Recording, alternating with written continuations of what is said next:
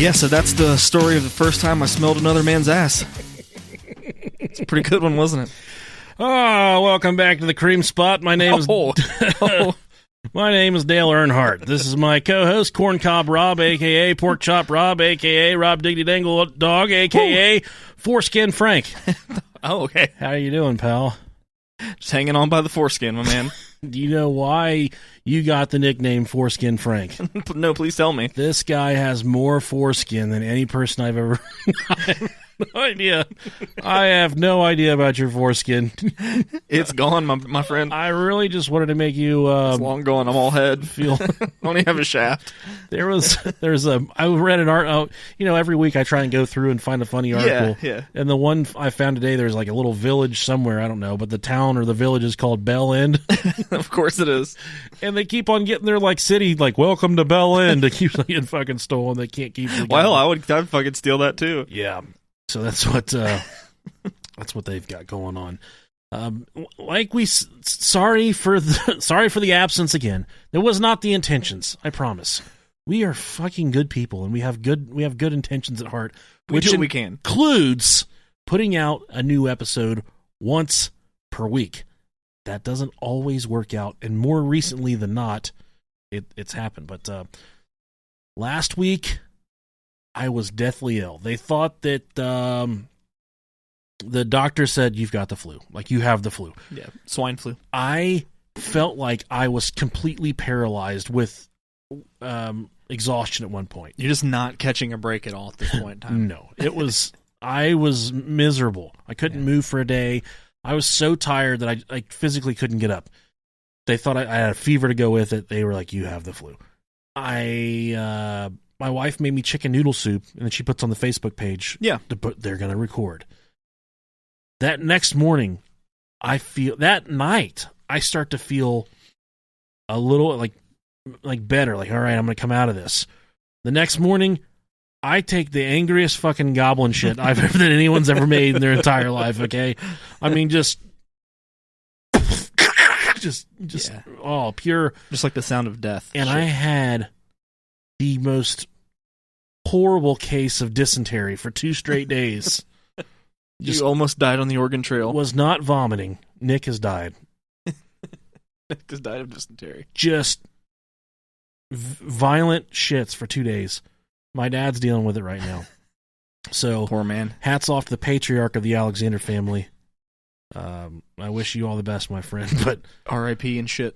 I've seen my way through and to the other side. Yeah. I'm out of it. Greener pastures now, my friend. We have 2 episodes nearly researched. And thank you to Katerina Kegel for sponsoring this Patreon. Oh my God. Oh Jesus. I'm trying to He stepped on a cat. My balls itch. I'm trying to make room to itch my balls over here. And guess what? If you're a patron subscriber, we actually posted a bro talk for the first time in 6 years. We haven't posted it yet. Well, it will be up. If I can.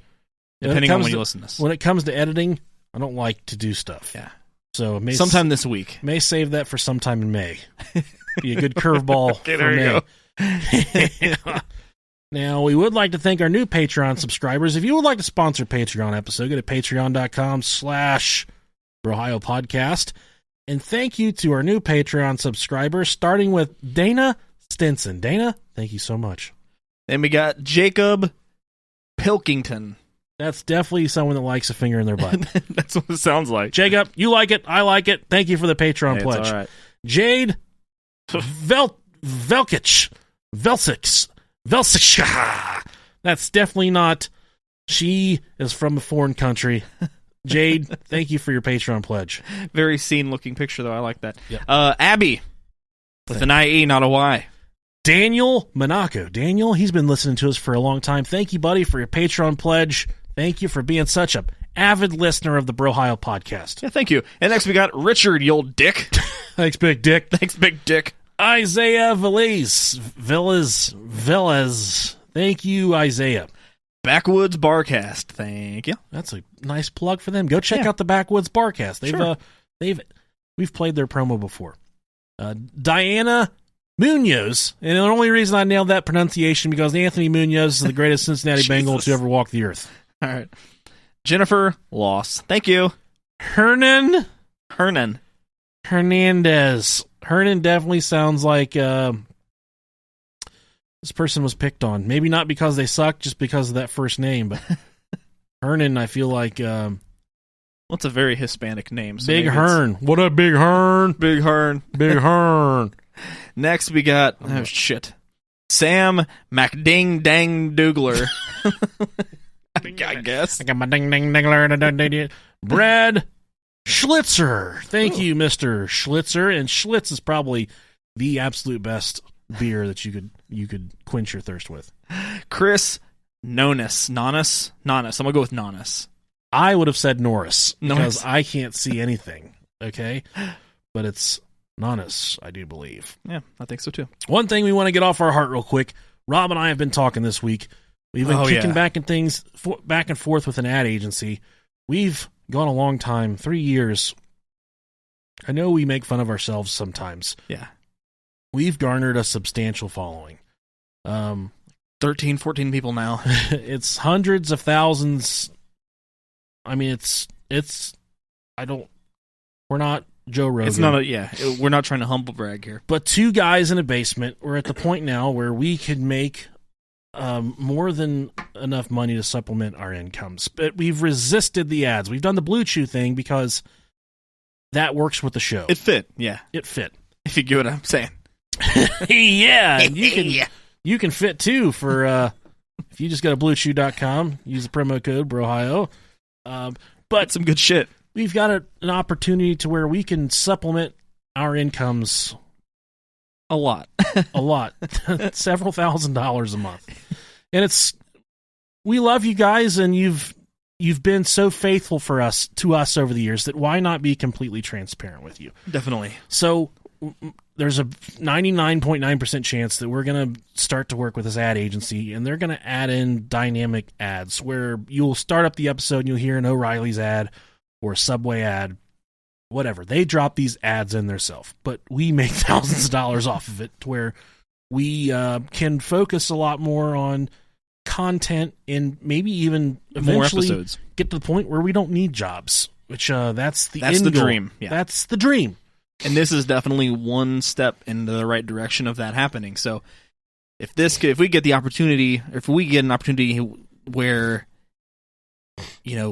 this could be our career, look out.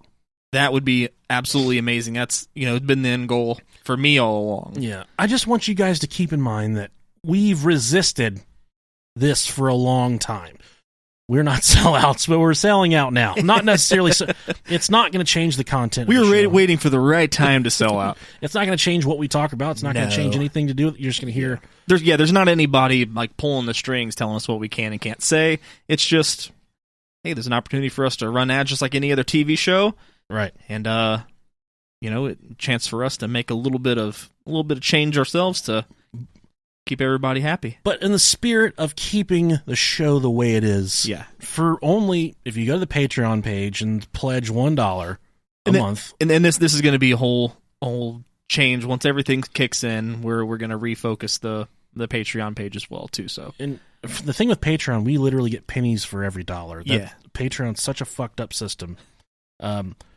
We get pennies, literal pennies from every dollar.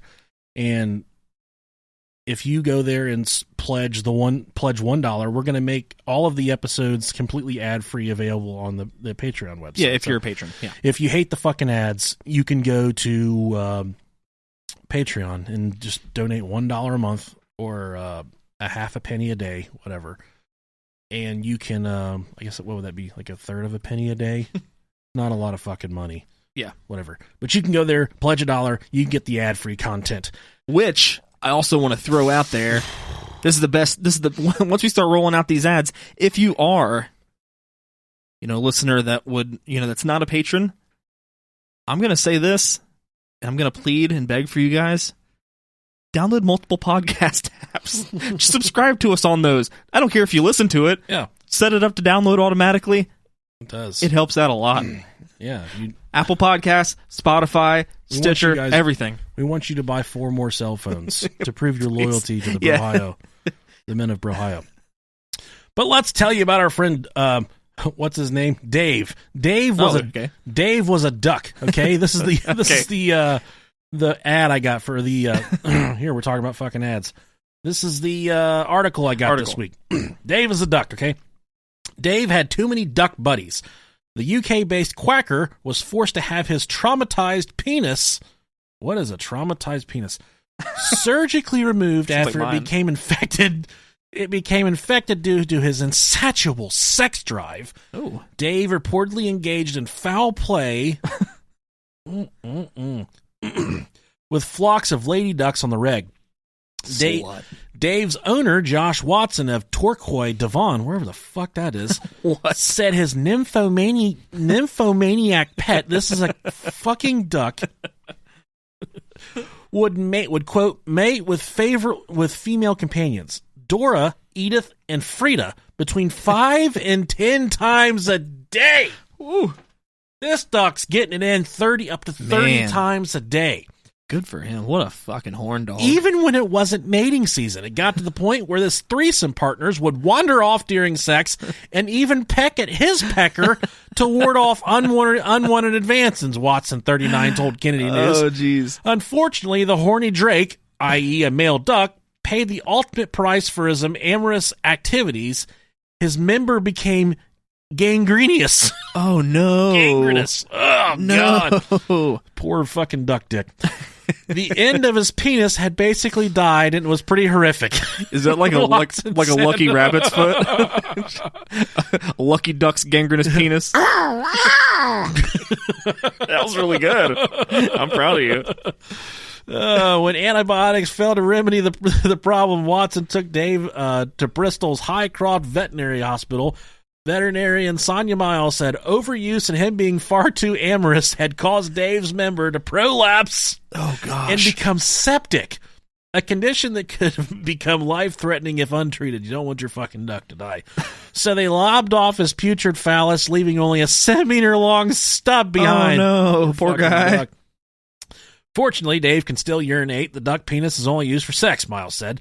The stumpy sex fiend is faring just fine after the operation because he's quite resilient for a duck, said Watson. But he speculates that Dave feels pretty sad about losing his willy.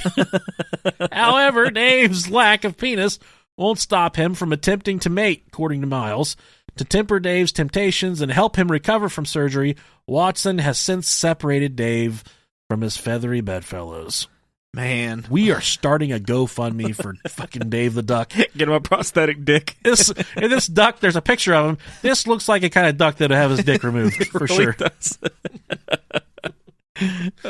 What is he got? Cataracts? Look at his eyes. Dude, he looks like a duck that just had his dick cut off. Yeah, there's like gauze hanging out of his mouth. He's sloppy as fuck. Mangy ass feathers. Oh, man. It looked like a duck decoy. Like, it didn't even look like a real fucking duck. Jesus. Now, one thing we talked about in the interview with Katerina, I do not snore when I sleep on my stomach. Okay. But when I sleep on my back, I choke so hard I fucking wake myself up when I'm snoring. I have sleep apnea. I need to get a same. But I don't want a sleep mask. I just want to live my life. If it's short, it's short. I just want to live my life, okay? So, but another thing that happens, when I sleep on my back, I have really gnarly dreams. And more specifically, this week, I was asleep in my car on my lunch break, because I work really horrid hours. And sometimes I have to break down. Instead of eating my lunch, I have to go to my car, and sleep in my car for 45 minutes. Wonderful. Mm-hmm. So, here I am in my car. I recline my seat just a little bit, and I start to fall asleep. I finally fall asleep, and I start to have a dream. I'm coming to in the dream, and I'm sitting in just this random apartment. This apartment I've never been in before, and I'm sitting at the dining room table, which is inside this small apartment. It's inside the kitchen of the small apartment, and some of you may know I have a cat named Pumpkin. Mm-hmm. She's the sweetest cat in the entire world. She's an absolutely gorgeous cat. She's white, gray, brown. She's a fucking mess. But she's the life force of the podcast. She's gorgeous. She is the sweetheart. She's the sweetest cat. I saved her. She busted out of a window and was getting fucking killed in the front yard by a giant tomcat. There's no stray cats in this neighborhood. One stray cat in the neighborhood was fucking destroying her one night in the middle of the night. I ran out there naked and saved her. I love this cat, okay? Punned it? Yeah, I did. I went through this cat. But I'm in this apartment, okay? And walks the kitchen my cat, Pumpkin, but she's a full-grown woman. Now she's still a cat, but she's walking on two legs. She's bipedal, and she has like an apron on. She's in the kitchen. She's cooking because that's what so weird. That's what women can't do. They fucking cook. Okay, she's in a sexy apron, but she's a cat. She's just fur. I mean, it looked like a fucking cat standing on its hind legs. There was nothing weird about the way this cat looked, except for it was standing up and it had a fucking apron on. Did it have like human titties? Like, no, she looked exactly like the cat. Okay, gotcha. So then I'm like, she's just like, wow. I got this feeling of joy, like I had somehow found a fucking time machine, and I went forward like 100 years in time. It's like the same feeling I would get if someone invented a way for me to see my daughters right now all grown up. Okay, that's the way I felt. I'm like, pumpkin. But, one cool thing that happens in dreams, you get fucking paralyzed. And you can't do what you want to do, and you can't talk. And I'm just I'm at this dining room table, I'm trying to but I can't fucking say anything. The cat's, she walks over the sink and she starts washing dishes, like a fucking cat doing dishes. In my mind, I'm thinking them dishes are going to get really hairy. So I'm watching my Pumpkin do the dishes, okay? It's the weirdest fucking thing. And I'm like, this is really fucking cool. In walks this other man cat, dressed up in leather, like a fucking leather cap gimp? And chat, like not a gimp suit, not a gimp, but like a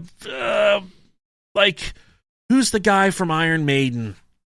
When he gets dressed up in leather, I don't know. He was wearing like a Rob Halford. Yeah, he was this cat from Iron Maiden. It was this man cat was wearing like a leather cap. And then like a leather vest. That's Judas Priest, never mind. And yeah, it might be it. I don't know. Yeah. They're all the fucking same. Yeah. And then leather chaps. But this cat had more of like human characteristics on his face, okay? He wasn't like a fucking cat. And I keep on seeing the previews for this fucking movie, Cats. Yes. You couldn't think of that. I couldn't think of the name for a second. You gotta give me a second here. I keep on seeing the previews for this movie Cats, and I'm thinking these people all look really fucking weird. Mm-hmm. But he looked like one of the people from Cats. Isn't Taylor Swift in that? Yes. Okay, that's so. And so this man cat walks in, I'm like, who is the fucking man cat? He's dressed up in leather like he just plows all day long. Like he just fucking plows my Pumpkin. Just fucking bores her out. And he walks in and she just keeps on doing the dishes. And I look at Pumpkin's face and I can tell like she's mad. Like she doesn't want him there. But I could tell he was supposed to be there, okay? But then he looks over and he looks right at me and he gives me like this little like cat smile. Like, watch this. And he walks up behind my Pumpkin, and he puts his hands around her from behind, and he's like moves into her, and she like kind of puts her head back like she doesn't want him there, just like our wives would fight with us, right? And I'm like, get your fucking hands off! I can't do anything. I'm paralyzed. I can't talk. I can't move. But I'm like, I can hear myself thinking like, get your fucking hands off my fucking cat. I can't do anything. So then I'm like, if he starts fucking her, I'm gonna kill this fucking cat. So then he like pushes his shit against her shit. Like he's still behind her. And I'm like, I gotta wake up. This is so bad. I gotta wake up. And I want you guys to know, I'm not into like bestiality. I don't watch people fuck animals. You're not a furry. And I'm not into stuff like that. It does absolutely nothing for me. There's no interest there for me. But he just like starts pushing into my cat. I'm like, get the fuck off my fucking cat, man. Get off my cat. Then I'll look down at his waist. There's nothing there. There's no cat dick. Okay. I'm like, okay, I'm fine. Then he looks over at me and he smiles again. And he leans back and this like little fucking prickly pink cat dick pokes out. I saw it so fucking vividly, dude. This little pink cat, it was a cat dick. Like it was a little pink red rocket cat dick. It pokes out. Do cats have red rockets? Yes, they do. Okay, I don't think I've ever seen a cat dick before. It looks like a Hershey Kiss. That's what a cat dick looks like. Poor guys. But it's pricklier. It's more prickly. It's like a little bit of a cactus. Okay. It's like if you got a Hershey Kiss a little bit hot and then you dropped it on the ground. It would have some fucking shit on it. You know? Yeah. That's what a cat dick is like. The neighbor has a guy cat. We'll go check it out after we're done. Okay, here. I'm down, yeah. But he just looks at me and just like, yeah, like gives me the face and he pushes this little fucking cat dick out. It wasn't big. Like, it wasn't like a big cat dick. It was just like a little baby cat dick. And I'm like, oh, get your fucking hands over you. And I just start freaking out, man. And he just starts pushing this fucking cat dick against her. But the whole time, Pumpkin's like she doesn't want it. And then I finally fucking woke up. And I was so mad. Like, I was wanting to go find this cat in this leather suit. That's what happened to me. Man. Yeah.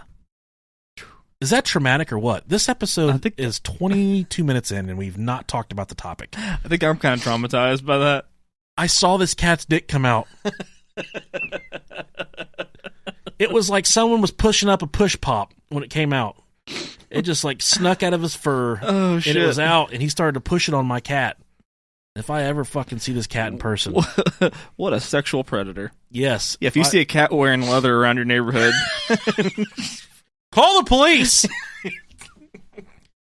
That cat is not supposed to be there. It's just a real fabulous cat.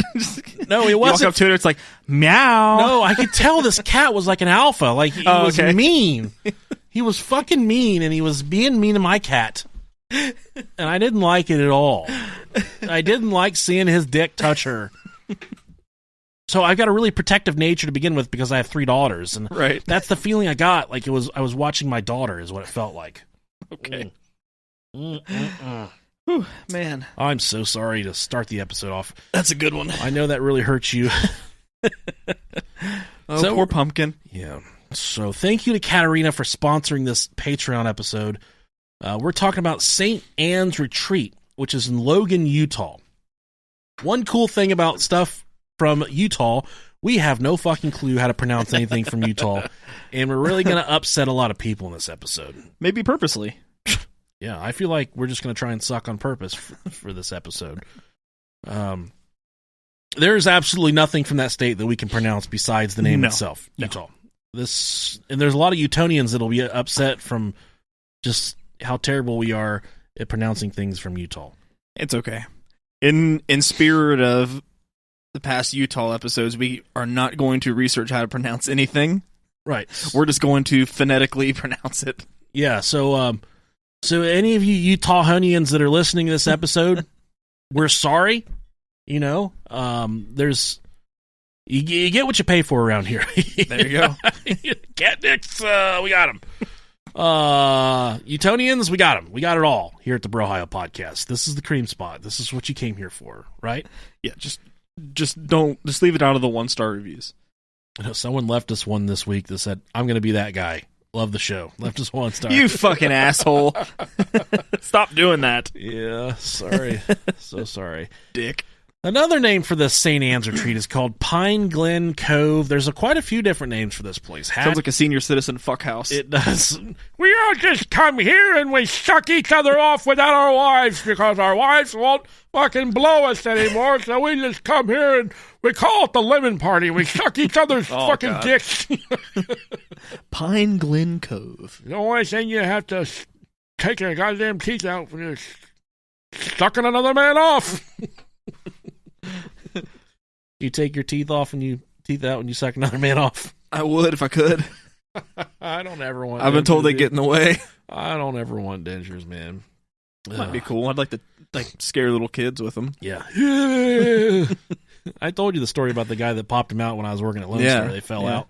Yeah. Can you imagine how much tongue you could get in a pussy without having teeth in the way? Oh, I don't even know. No. I'll tell you one thing, it really felt different last night.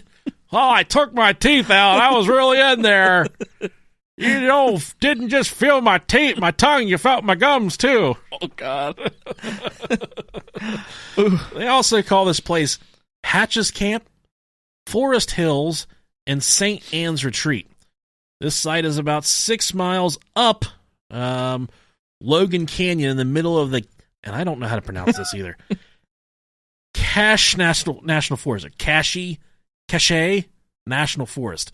If you're going off internet speak, it's cache. When I go geocaching, yeah, there you go. It's spelled similar. Yeah. Now, the original owners of this property was Hatch and the Hatch and the Odium families, Boyd and Ann Hatch, Floyd and Hortense Odom. Hortense was a woman. Hortense? Okay. You're a fucking whore. You're a Hortense. You see all those Hortense out there? I bet there's whores sleeping. The past tense of horror. No, it's like a teepee full of whores. Okay. It's like a Hortense. That's where the whores sleep, in Hortense. I'll stay there. I don't need a regular tent. I need a whore tent. They developed this property together, and they had some other business ventures that actually made them into millionaires at the time. This is the early 1900s. Damn, they're banking. Yes, they were. But they would use this specific property, the St. Anne's Retreat, as a retreat for them and their friends. Various public officials and rich business people that they associated with would go up to the retreat, and they would go there during the summer and hang out. There was a really nice swimming pool. There were some cabins. It was just a nice place for them to get away from, the peasants, the hustle and bustle of the city to go to some place nice. The poor folk. Yeah, us. Yeah. They eventually reached the point where they no longer needed the property. They became so filthy rich in their fucking normal life that they didn't need this place anymore. So they just intended to give the place away, essentially. They offered it to the Church of Latter-day Saints. They declined, which I don't know why. And they also offered it to Utah State University. They declined as well. They did a very noble thing, and they donated it to St. Thomas Aquinas Parish in Logan, which is a long-standing Catholic church in the area. The church would officially name the location St. Anne's Retreat. I hope that it's St. Anne's and not St. Annie's. Some people are just not very, they're not particularly fond of spelling things correctly, but we're going to go with St. Anne's Retreat. I would think it would be Anne's, yeah. And it goes without saying that anytime we start talking about Catholic history, Catholic subjects, there's just there's a weird cloud that hangs over the word Catholic and the shit they do. Obviously, one of the biggest sex scandals of the past century involves the Catholic Church, where they are still actively fucking little boys. I don't know why this is not... these people are engaging in hardcore sex with little boys, and it's swept under the rug. Oh, hey there, Timmy. I bet you a shiny new quarter you won't show me your dick. You want to be in my race car club? You know how you get in it? How? You let me fuck you in the butt. What's that mean? I've never told anyone this, but my balls are scratch and sniff. You want to give them a try? You ever had an old man pee inside of you? Jesus, man. There's also the hidden secrets of the Vatican, which is another episode that I would like to do. Mm-hmm. There's a lot of stuff surrounding the Vatican. Ooh. They have a vault below the ground. They have a lot of...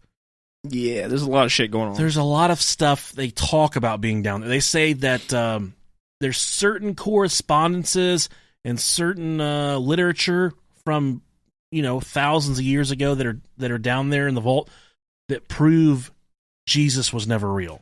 And they keep that shit locked up down there. Yep, I've heard that. There's also the chronovisor, which they say is locked up down there. It's a device that was created, I think, in the early 1900s by a scientist that allows you to see past events exactly as they occurred. Now, the reason the Catholic Church doesn't want the chronovisor to be in the mainstream is because the mainstream would go back and see that the events that are portrayed in the Bible that make us all believe that Jesus gave his life and fucking Mary had Jesus, all this stuff. We use this chronovisor and we go back and we look in the past and we see that none of this shit really fucking happened. Or we see that things happened differently than they're portrayed in history. Right. Or maybe Jesus really was just a rebellious. Maybe he was little scamp. Yeah, and the history books and the educational material has changed since. I don't think Pluto is a planet. I think Pluto is a fucking moon or a star. And it's just there. It's something. It's not a planet. But we were always told that it was like the smallest planet. That's the way it was whenever we were kids. Pluto's the smallest planet. Now we know that there's fucking infinite planets out there. Yeah. It's not just Pluto's the end of it. Jerry from Rick and Morty still thinks it's a planet. Good show. Good show. So, and then there's also the aspect of demonic possessions are always associated with Catholics and the Catholic faith. There's going to be a shit ton of exorcism stuff down there. For sure. That would be really probably cool to check cover-ups. out. Yes, lots of cover-ups. I mean, that Annalise Michelle, they fucked her up, dude. Yeah, killed her pretty much. So it's no wonder that we've found a place like the St. Anne's Retreat where they say a lot of funky fucking Catholic shit has happened. Now, if there's anything, it was portrayed to the public that this was a vacation and retreat resort that they opened up for the nuns of the church. So this property was given to the Catholic Church, and they turned it into a retreat for their nuns. Can you imagine like what a resort for nuns would be? That's what I'm saying. That just nothing screams vacation like a retreat for a nun, you know? Don't be afraid to show some ankle, Susan. Spring break 67. I was so drunk I shit in my own titties. That's how I got the nickname Shit Titties. You ever had to pull dingleberries out of your bush? They call her titty shits. Shitty tits. I want to party with nuns. Dude, that'd be so much fun. Yeah. I just want to watch them poop. There's no way nuns poop. I wonder if there's ever been like a super hot nun. I don't think so. I don't know. I just expect them to all look like lunch ladies. I don't know what has to transpire in your life for you to be like, I don't ever want a wild. I want to be this. Yeah. I want to serve whomever. I want to live my life in, solidarity with all this fucking shit. There's no fun in that, I don't think. Do nuns listen to podcasts? No way. No. The best part about being a human is sinning. Nah, it feels good to be good to people. Like, it feels good to do good stuff. I suppose. Yeah. One time I found a razor blade in my sandwich at the gas station. I gave it to a homeless guy. I'm like, here's a sandwich. It kind of felt good, but just the fact that I didn't tell him about the razor blade, I felt a little bit bad. Right. Well, look at the greater cause. I gave him a sandwich. You gave him sustenance. Yeah. I mean, I also helped the rest of the people in the world because he probably died after he ate the sandwich. And homeless people were the absolute worst. So you fed him and you dealt with a beggar at the same time. That's the thing about in Dayton. Oh God, we have panhandlers here and there, but we really don't have that many homeless people. Right. And then I go to big cities and there are fucking homeless people every 3 feet, and I'm saying, how do you people even live here? Man, it's not like that here. Yeah, when we went to Puerto Rico, it was like that. It was fucking terrifying. Really? Terrifying. So many people fucking begging. Yeah. We were scared. Yeah, we're blessed, man. Bunch of white folks see a bunch of brown people begging for money. You get scared. Yeah, they're going to kill us. Like, oh, God. Definitely going to kill us. I'm on vacation. Oh, man. The church, they retained control of the retreat until 1978. It wasn't long before it didn't take long for this property to be in the possession of the church before some really shitty ramblings started to go around. There was swirls of rumors that the nuns and the church in general were using the retreat for some really fucking bad stuff, okay? Yeah, get it, girls. Which is why we're here for this episode. The focal point of many tales and urban legends of the property is a large pool that is in the middle of the property. So it's a gorgeous place. There's some nice cabins and places up there to stay. And then right in the middle of the property is a really nice in-ground pool. But there's a lot of mystique and a lot of I guess, terror that goes along with this pool that's in the middle of the property. Okay. As we've said before, this was a retreat, so there wasn't people there all the time. It wasn't, they weren't there all the fucking time. You can't just be a nun and on vacation all the time. That's not the way it works. You have to be at the church being fucking miserable every once in a while. You can't just party playing pickleball in the woods all the fucking time. I want to play pickleball. Yeah. I played pickleball in the 4th grade, and that gym teacher lost his job. I mean, it's just... have you ever played pickleball? Nope. Okay. Just so you know, it does not involve a man physically putting his balls inside of you. Oh, okay. Just keep that in mind. I don't want to play. Yeah, he said, "You want to play pickleball?" I said, "I don't know, maybe." How you play it? He's like, "I got to shove my balls inside your ass. Work my way up to my pickle. See if you like that, little fat boy." Now, local teenagers would frequently come to the property and vandalize it. They would paint on shit, because that's what teenagers do. They jerk off and wipe it on stuff. just spray paint penis on the wall. Dick. They would throw trash all over the goddamn place, and to help, just being teenagers, to help combat this, the nuns would keep several dogs that would roam the property. The weird part was that the teenagers that were chased by the dogs, they could never really tell what type of dog these dogs actually were. Okay. I've read a lot about these things called hellhounds, which are pretty fucking cool. Yeah. And locally here, there's a spot. I've posted a picture of it on the Facebook page before. It's called the 13 Steps to Hell. It's in Huber Heights, Ohio. It's a staircase that goes up a grassy hill, and it's said if you go to the top of the staircase, you'll die or you'll see Satan. There's a lot of different stories. Yeah, I'm going to go there tomorrow. That go along with it. Oh, you've never been there before? No, I don't think I have. It's really fucking spooky, dude. I could take you there. It's a really short drive. Like, I've been to Frankenstein's Castle. Now, this 13 Steps to Hell isn't a super publicized spot. Okay. So, but I know where it's at, and I'm down, man. Whenever I was a teenager, we went there. We climbed the fucking steps. We were laughing. 2 of the guys were super high. I didn't partake in bad stuff in high school. I didn't smoke. I didn't drink. I wasn't straight edge. I just didn't do the stuff. Right. And even to this day, I don't really like to. I don't really do a lot of it. You know, I can probably count on one hand how many times a year I drink, or I usually only get drunk once or twice a year. I don't do it. Yeah. But I drink, but I don't get drunk. So right. So we go to this 13 Steps to Hell when I'm in high school. We run up the steps. We're laughing and shit. There was a mom that would drive us around in a minivan. God bless her fucking heart for driving all of her fucking retarded asses around while we did this shit. We come back down to the van and we just hear like barking in the distance. I'm like, we're about to get fucked up. Then I hear like I hear the fucking claws on the pavement, because it's on a really narrow, almost like it's wider than a bike path, but it is paved. It's a road, but it's narrower than a regular road. Okay.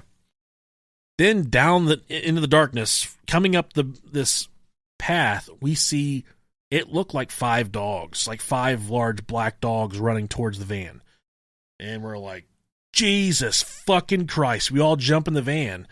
This van, she punches it, dude. Like, you know, immediately 20, 30, 40 miles an hour. She's cooking through this path, it felt like.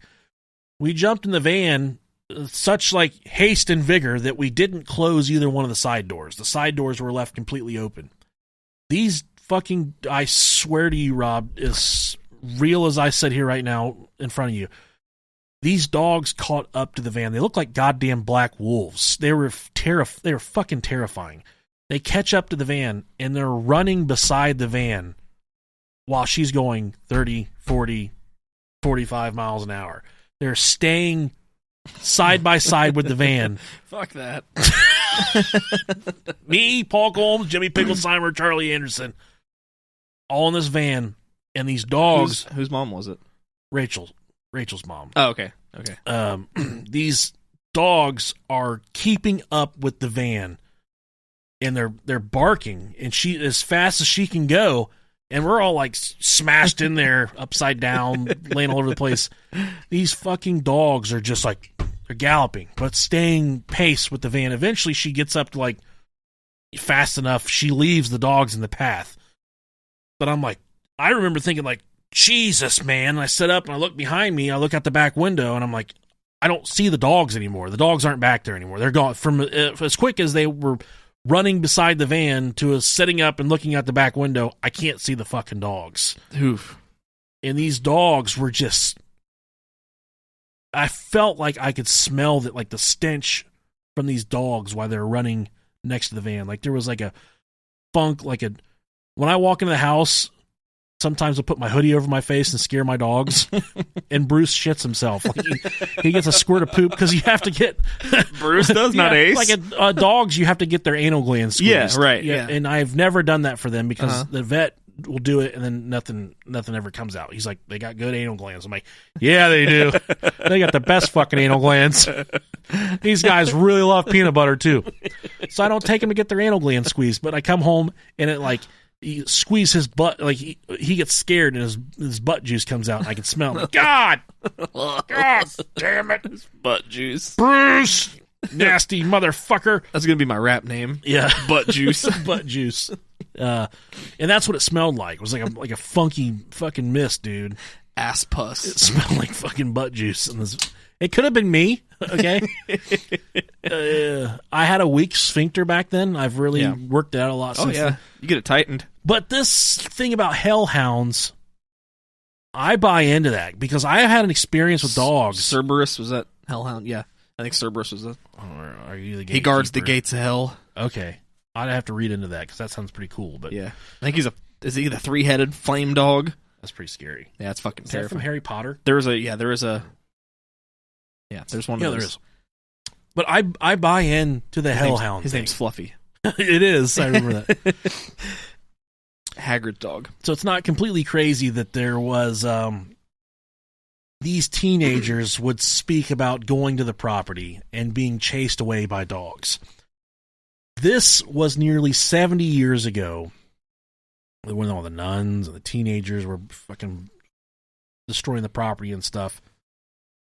But to this day, people that trespass on the property have described hellhounds or phantom dogs that roam the property and chase people away.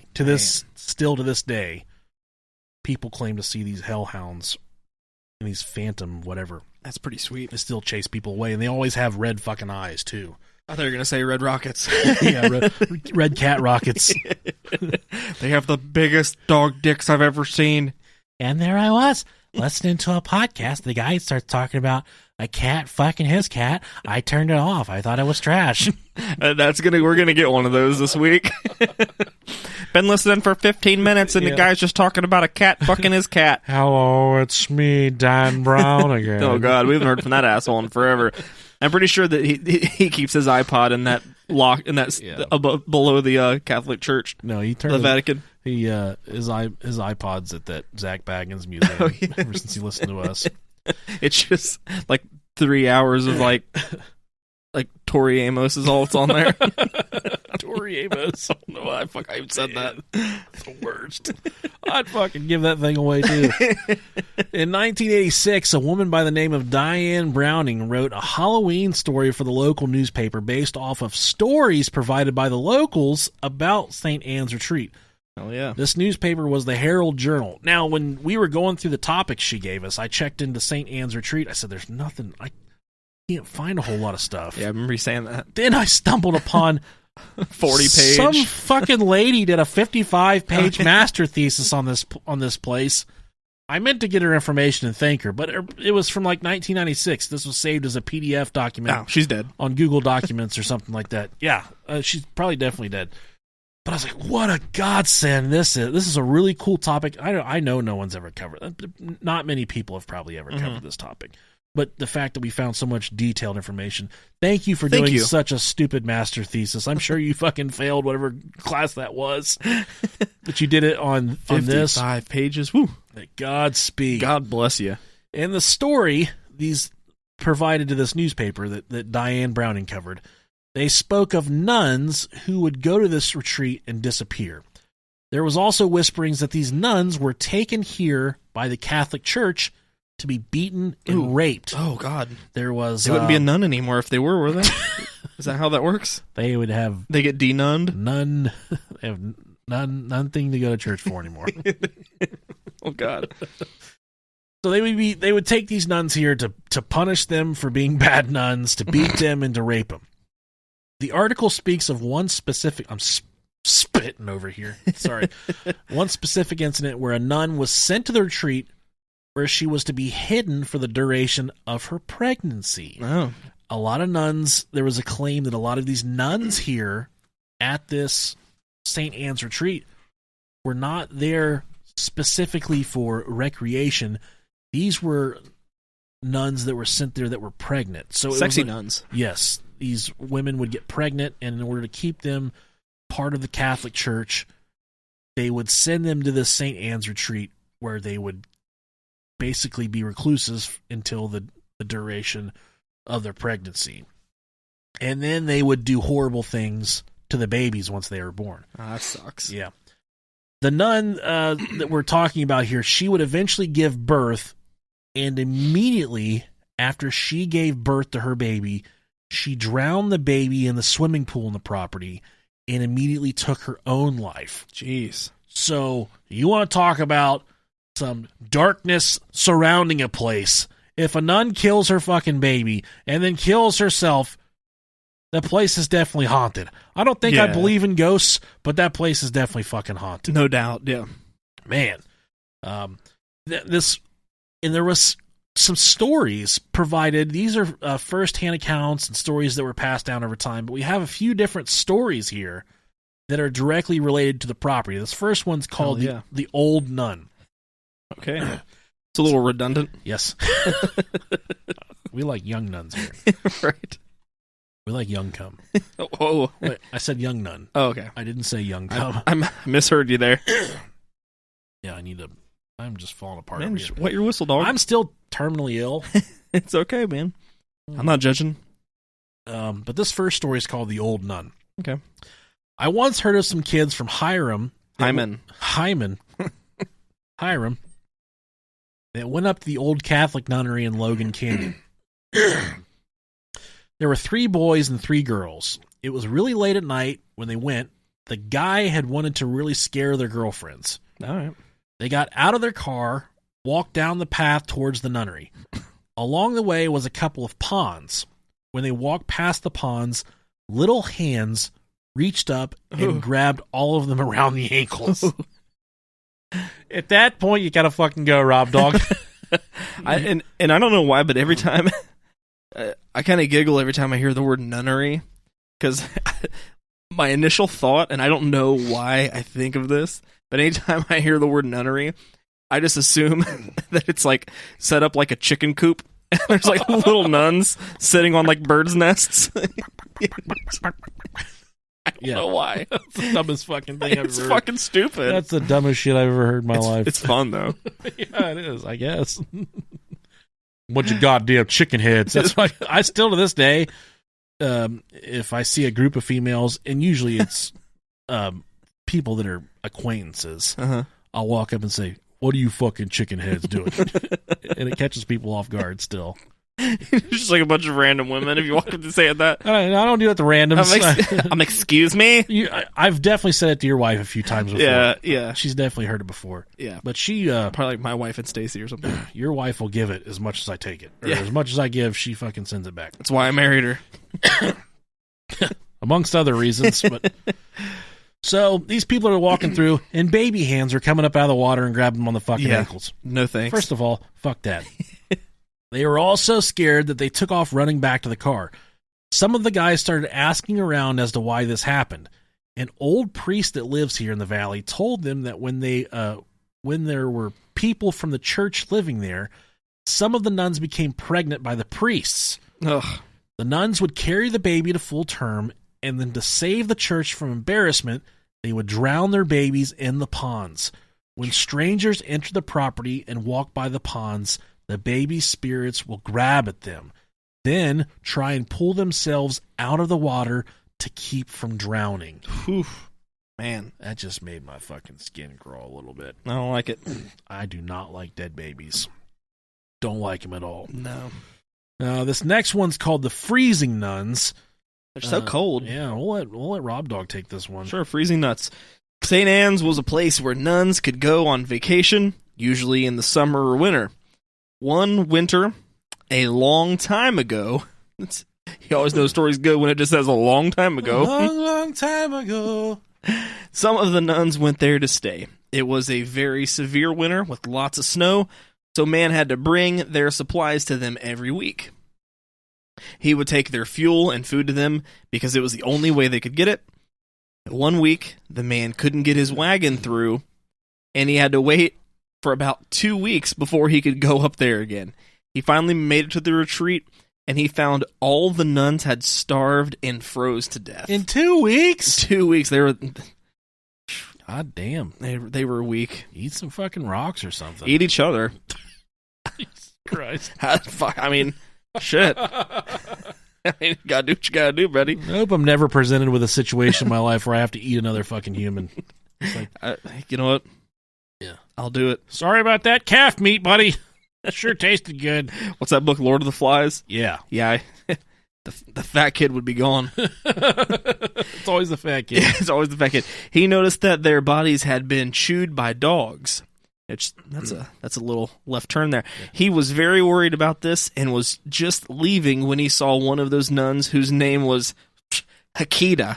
Haketa. Whatever. Hakita Matata. She began chasing him with her 2 dogs. He got away and told the townspeople what had happened. Hakita still haunts the retreat with her dogs, and you can see her chasing you in your rearview mirror when you're leaving. Man. Can you imagine? She's just like chasing you, like holding a cross in her hand. Oh, no, I don't want to think about that. No, that's terrifying. That's pretty fucking wicked. Yeah, it is believed that she is of... Wait, it is believed she is of the devil. Well, yeah. And that, I read a lot of... there's a lot of research in here about Hakita or Haketa, whatever her name is, but she's described as being Satan's wife. She's described as being a witch, but there's just complete darkness surrounding this Haketa character. Hakita sounds like a type of dog food. She's got heck in her name, which is... that's very true. What the freaking heck, dude? I'll just call her Heck. Did you used to talk like that, or did you like cuss from the very beginning?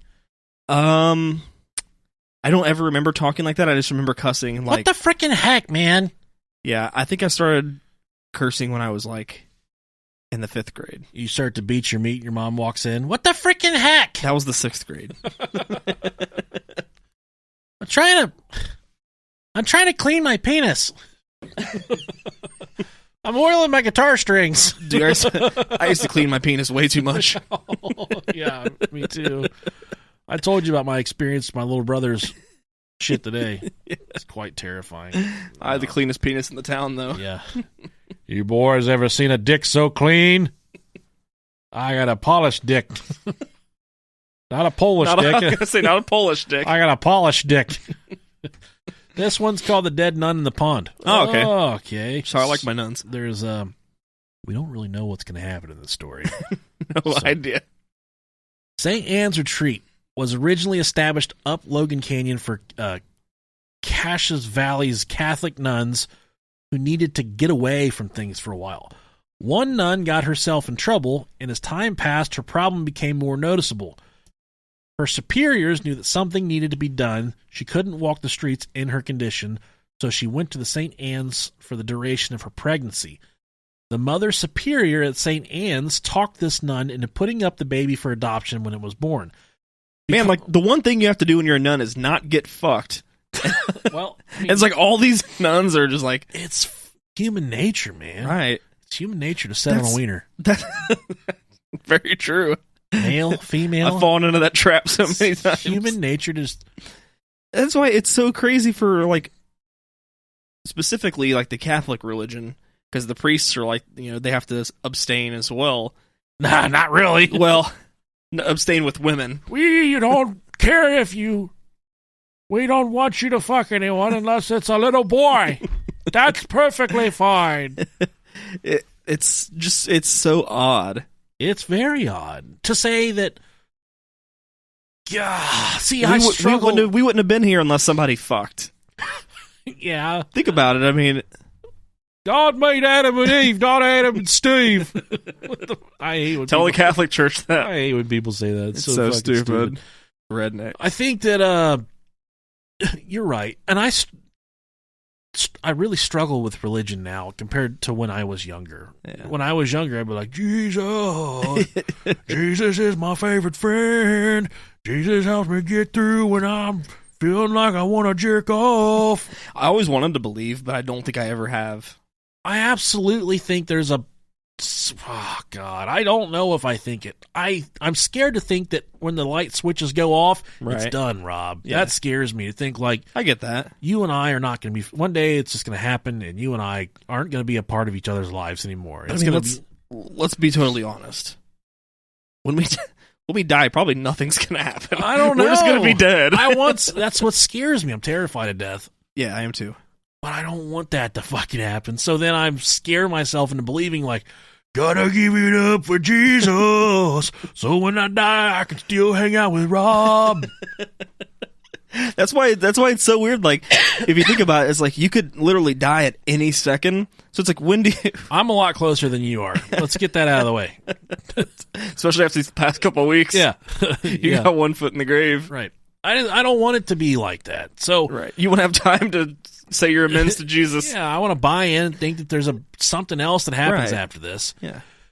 But for this conversation, there's people out there that say, I want to be so fucking sold out for God that I don't ever want to fuck anybody. I don't ever, and it doesn't even necessarily have to be, I love my wife very much. I love being intimate with my wife. I think that it's a beautiful thing between a man and a woman that love one another to just have some good fucking sex. You know, I think it's perfectly normal. There is nothing wrong with sex. God gave you a butthole. Let some man fuck you in it. That's the way it works, guys. I think it's a beautiful thing, the way the body works. And I look at my kids sometimes, and I think to myself, you fuck up, you're stupid sometimes, but you are so beautiful. There's no way that there isn't a higher power involved with the creation of you. There's too much perfection that goes along with the human body to say, like, yep, we came from fucking lizards. You know, I don't think we came from lizards. And that's what the scientists tell us. And they say, well, science, it's fucking science. It's real. Ricky Irwin was here. Like, it's fucking science, and Bernie's going to pay my paychecks, and I don't have to fucking worry. It's fine, whatever. But I don't think we came from lizards, Rob. I had a bearded dragon when I was a kid. Yeah. My dick was fucking a lot bigger than his. Okay. Did you know that, like, we share like 95% of the same DNA as a banana? I'm not even joking. I'm probably more of a potato. I'm definitely a sweet potato. Yeah, I just think that humans are some weird fucking anomaly that just happened. An anomaly? Yeah. I don't think we were ever meant to exist, but we just ended up existing, and then here we are. We've evolved. And the other episode I'm doing research for about Eisenhower meeting with the fucking aliens. Oh, yeah, There's some explanations in there. Or it could have been aliens that fucked a monkey and then made us. How drunk was that alien? I don't know what I was doing last night, but it was really fucking eerie. Man, I don't know. It's some heavy stuff. Thinking about all that stuff is fun. All these alternative theories are a lot funner to think about. It's a fucking God that just created us. Like, right. Adam and Eve. Well, I just think it's stupid that there's that means we're all ancestral bastards. It does, but then I think it's stupid that there's people out there that say, and we have a very good friend of the show, his name's fucking left me right now, but he's the... He's a good friend, but fuck him. Yeah, not fuck him. He's the guy that we did the show with that does the exorcisms and stuff. Oh, Bishop James Long. Yeah. Yeah. Terrific guy. Yeah. Terrific friend of the show. But I think it's crazy that there's people out there that say, Not fucking ever. Not doing anything cool ever. Not ever having sex. Not ever getting my dick sucked by another guy. Not ever doing anything with my penis. I mean, props to him. I can't do it. I would never want to do it. Yeah, I mean, if that's what you're about it. Yeah, I'm not about it. Not at all. Leaving it. Not about it. Yeah. Having my dick in another man's mouth feels way too good. It does, yes. The Mother Superior at St. Anne's talked to this nun into putting up the baby for adoption when it was born because she thought this sort of thing was horrible. How dare you bring this train back on the tracks? If the nun would agree to do as the Mother Superior said, the Mother Superior would help her. If not, then she would fend for herself. Well, as time went by and this nun spent her time reading, thinking, swimming in the pool, and walking around the retreat and in the nearby woods, she began to think of this child and knew she could never give it up. She decided to leave the order and raise her baby. When the baby was born, she told her decision to Mother Superior. The Mother Superior did not agree and felt that she had to end this situation.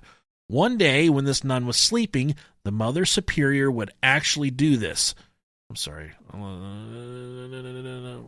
One day, when this nun was sleeping, the Mother Superior took the baby and drowned him in the swimming pool. That's no good. The nun took it very hard, but couldn't believe the Mother Superior would actually do this. She thought the Mother Superior had taken the baby and given him to a family or was hiding him on the retreat somewhere. So this nun thought that the Mother Superior took the baby from underneath her watch and just gave her to a family that needed a baby. When in all actuality, the Mother Superior had drowned the fucking baby. That's some heavy shit right At there. that point, it's like you would have rather them fucking just gave the baby up. Yeah. As she was recovering, she would take walks around the retreat to see if she could find her baby. How maddening is that? As she walked by the pool one day, the Mother Superior pushed her in and she drowned. So this bitch couldn't fucking swim. The Mother Superior thought she had rectified the problem and now could live with herself after taking care of this nun. About 3 weeks later, another nun was sent to St. Anne's to rest and relax for a couple of weeks. About to get fucked up, bitch. One day, as she was walking past the swimming pool, she saw a nun floating face down in the pool. Oh, that's no good. She screamed, and the Mother Superior came to see what the problem was. I wonder if she got a room comped. Definitely did not. The Mother Superior tried to grab at the nun in the pool, but the nun disappeared. She just has one of those fucking pool skimmers. Trying to get her. Come here, you little bitch. Bring your lumpy ass over here, bitch. Bring your goddamn granny panty wearing ass over here. Your nun panty wearing and stinky ass. Ain't shaved that goddamn asshole, ain't you? Oh man, that's probably a ranky ass. So she tries to grab at this nun, and the nun disappears. No. The second nun wanted to know what had happened, but the Mother Superior would not say anything. The second nun called the father and told him to come up to St. Anne's because there was something wrong. The father came and got to the bottom of what had happened, and soon after, the Mother Superior was taken from St. Anne's. Shortly after this happened, the Catholic Church sold St. Anne's Retreat. St. Anne's is still used as a getaway place for various groups, and there have been reports that one nun is still looking for her baby. Some have seen her walking around the retreat, and some have seen her floating in the pool. While there are no reports of anyone talking to this nun, there are plenty of reports of people who have seen her. So as you go camping in this part of Logan Canyon, beware of the nun. Dun dun dun. Next one's Cicada. So I'll let you, since you had her the first time, I'll let you roll with her again right quick. I'll roll with my bottom bitch here. Spelling's different on this one, so this one's actually spelled Hecada. So I'll say Hecada for this one. Hecada. Al-Qaeda. So Hecada is what we're talking about here. If you go up Logan Canyon to Third Dam and cross the what the fuck that is? Go up Third Dam. Cross over the bridge into Spring Hollow. Cross the bridge in the Spring Hollow area, or go to the quarry up Providence Canyon. You can summon the devil's wife. Her name is Hecata. My friend's brother's girlfriend. Is this a story? Yes. Okay, there we go. These are all stories. There you go. My friend's brother's girlfriend. It's a long way down. My friend's brother's girlfriend's brother. This is. I'm automatically saying this is false. It's fucking real. Okay. Snopes.com. It's real. I promise. Okay, good. As long as you double check. My friend's brother's girlfriend's brother had a friend that did this very thing. He and a date went up to the Spring Hollow area for some romancing. After being turned down, he got out of the car and yelled the phrase, "I can't come get me." I promise I didn't write this one. I copy and pasted the story. Oh, it's so good. This was the saying that you needed to say to get Hecata to appear. After saying it a few times, he returned to the car. His date was scared, which was his main intention for doing the little prank, or so he thought. After a few minutes of sitting there, they began to hear dogs barking. They looked up and saw a green glowing chariot pulled by 6 wolves and a mistress with long flowing hair at the reins. Show your face, you stupid fucking bitch! Show your face, you fucking hairy-ass nun! At about the same time, or at about the same instance, the doors locked. The boys and date was pretty scared by this time, so the boys tried to get the car started, but it seemed like the battery was dead, nothing would start, or no lights would come on. This typical horror movie shit right here. Pores. Hortense. Now, by this time, the wolves were on the hood of the car, clawing and growling. Those are real. All right. Seen them. The mistress stared into the boy's eye and said, "I have come for you." I like it. Okay. You did good. The boy freaked out and didn't know what to do. The girl was screaming and crying. Then the boy remembered to say, "In the name of Jesus Christ, I command you to leave." In the name of Jesus Christ! I can do my black pastor. There you go. That was very good. Yeah. At the very instance of saying that, the mistress and her wolves disappeared. The boy then started the car and returned to Logan. Upon returning to his date's house, they looked at the hood and saw scratches that the wolves had left. Very spooky. Hey, Tommy, I let you borrow my fucking car last night. I got to go to work this morning, and there's fucking dog claw marks all over the hood of my fucking car, you fucking dickhead. Did you have to fuck that bitch that hard, Tommy? Tell that bitch to cut her fucking toenails. Oh, God. Ugh. Your dick must have stunk if she was clawing that bad trying to get away from your stupid stinky ass, Tommy. Let me fucking them fat girls on the hood of my car anymore. Can't afford to buy a new hood. And while we're talking about it, all I saw you leave here was with your stupid fat fucking friend Nicolicious last night, so if you were fucking him on the hood, no wonder you collapsed the goddamn thing. He would be the fattest girl. Jesus. Fuck. Yeah. Oh, God, that hurt. It's out of control around here. Ooh. You feel bad for a guy that would have to fuck me on the hood of a car? At least I would keep it light, funky, and fresh and funny, you know? Oh, man. I wouldn't be able to keep a boner fucking me, because I'm just so funny, you know, just constantly lighting the world up with my jokes. Whew. Man. Yeah. One thing that the delicious Nicolicious particularly fancies himself on, I know football, I know baseball, I can call this stuff, and if you're like me and you can call this stuff, then there's a way for you to make some money. That's right, my bookie. If you're like me and you know who's going to win the game, you can turn it into cash. But it's not just football. It's baseball. It's MMA. It's basketball. They've got it all at my bookie.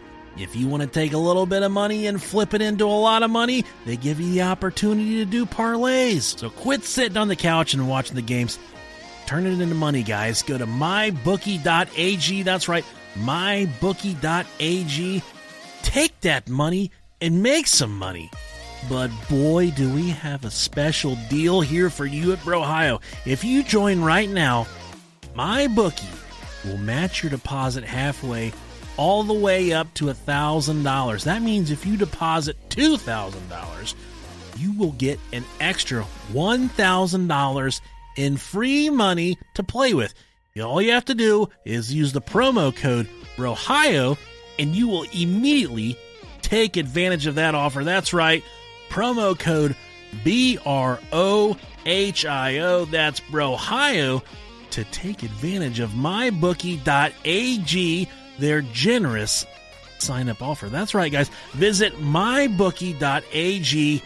You play, you win, you get freaking paid.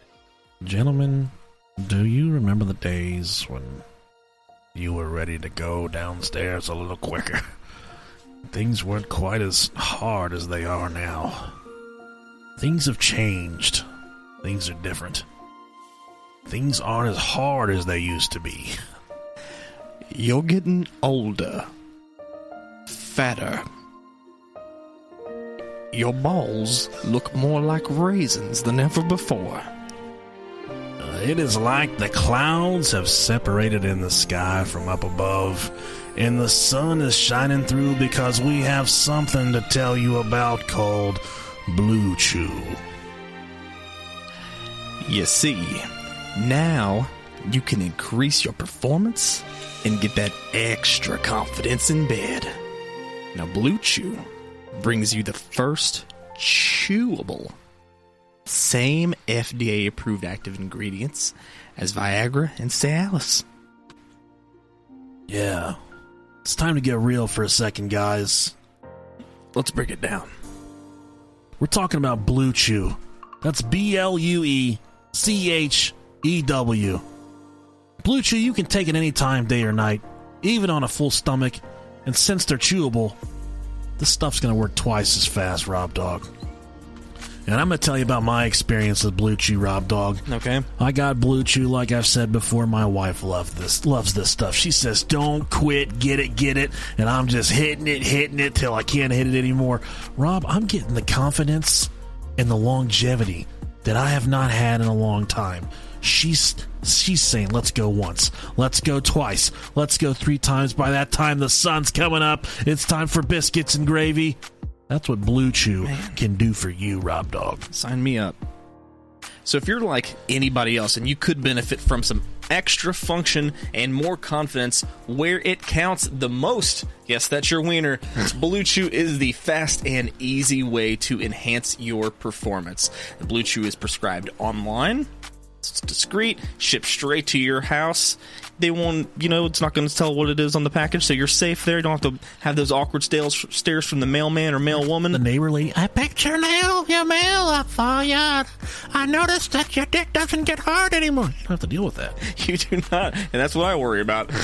You have no in-person doctor visits, no waiting in pharmacies, and best of all, no more awkwardness. And I'm an extremely awkward person. I don't need any more of that in my personal life. They're made in the U.S. of A, so you know they work. Comes crushing down and it hurts inside.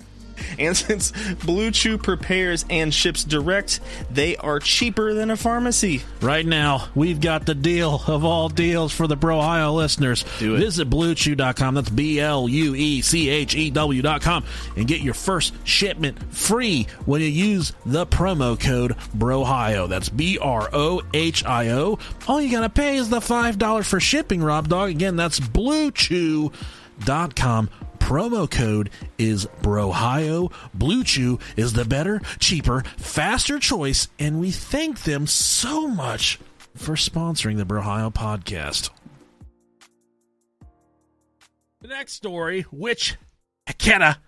This story goes that an old woman lives somewhere up Logan Canyon. She is supposed to be a witch. Her name is Heketa. It is said that she has 7 white Dobermans, which can become invisible at will. White Dobermans. That sounds like a beautiful goddamn dog. It really does. I don't think I've ever seen a white Doberman. A local boy and girl supposedly went up to her place one night to see if they could see anything. They say they were sitting in the car when suddenly the windows fogged up from the outside. Oh. They heard dogs sniffing around the car and what sounded like a person farting in their mouth.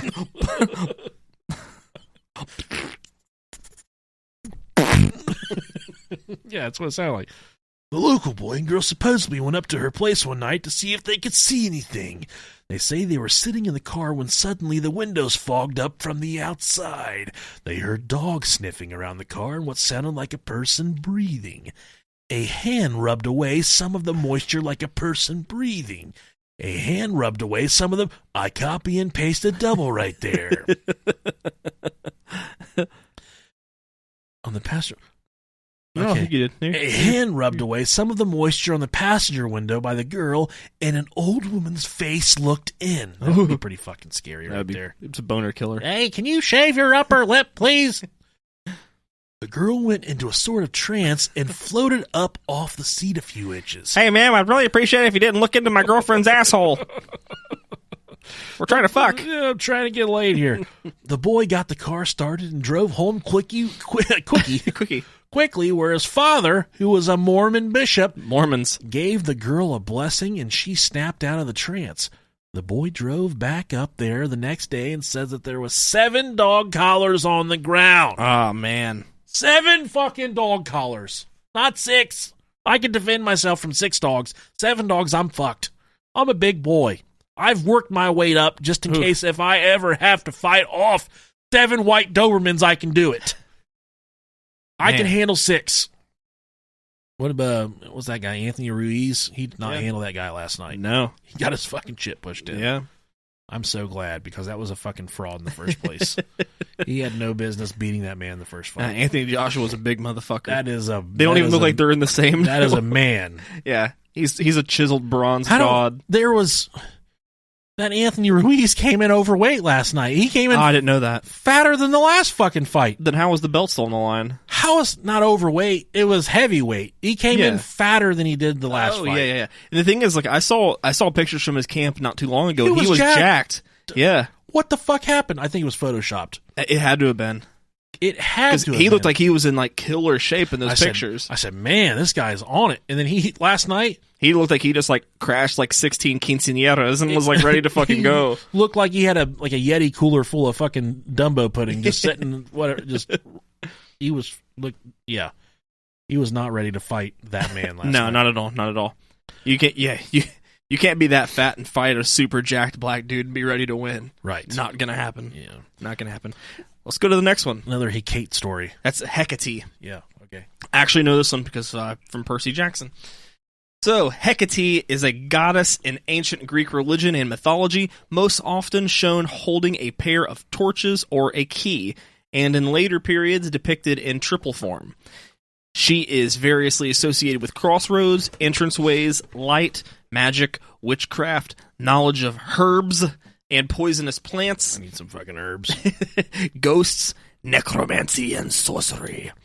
She appears in the Homeric hymn to Demeter. Please don't talk bad about them, please. Thank you. And in, I don't know this one, Hesiod's Theogony.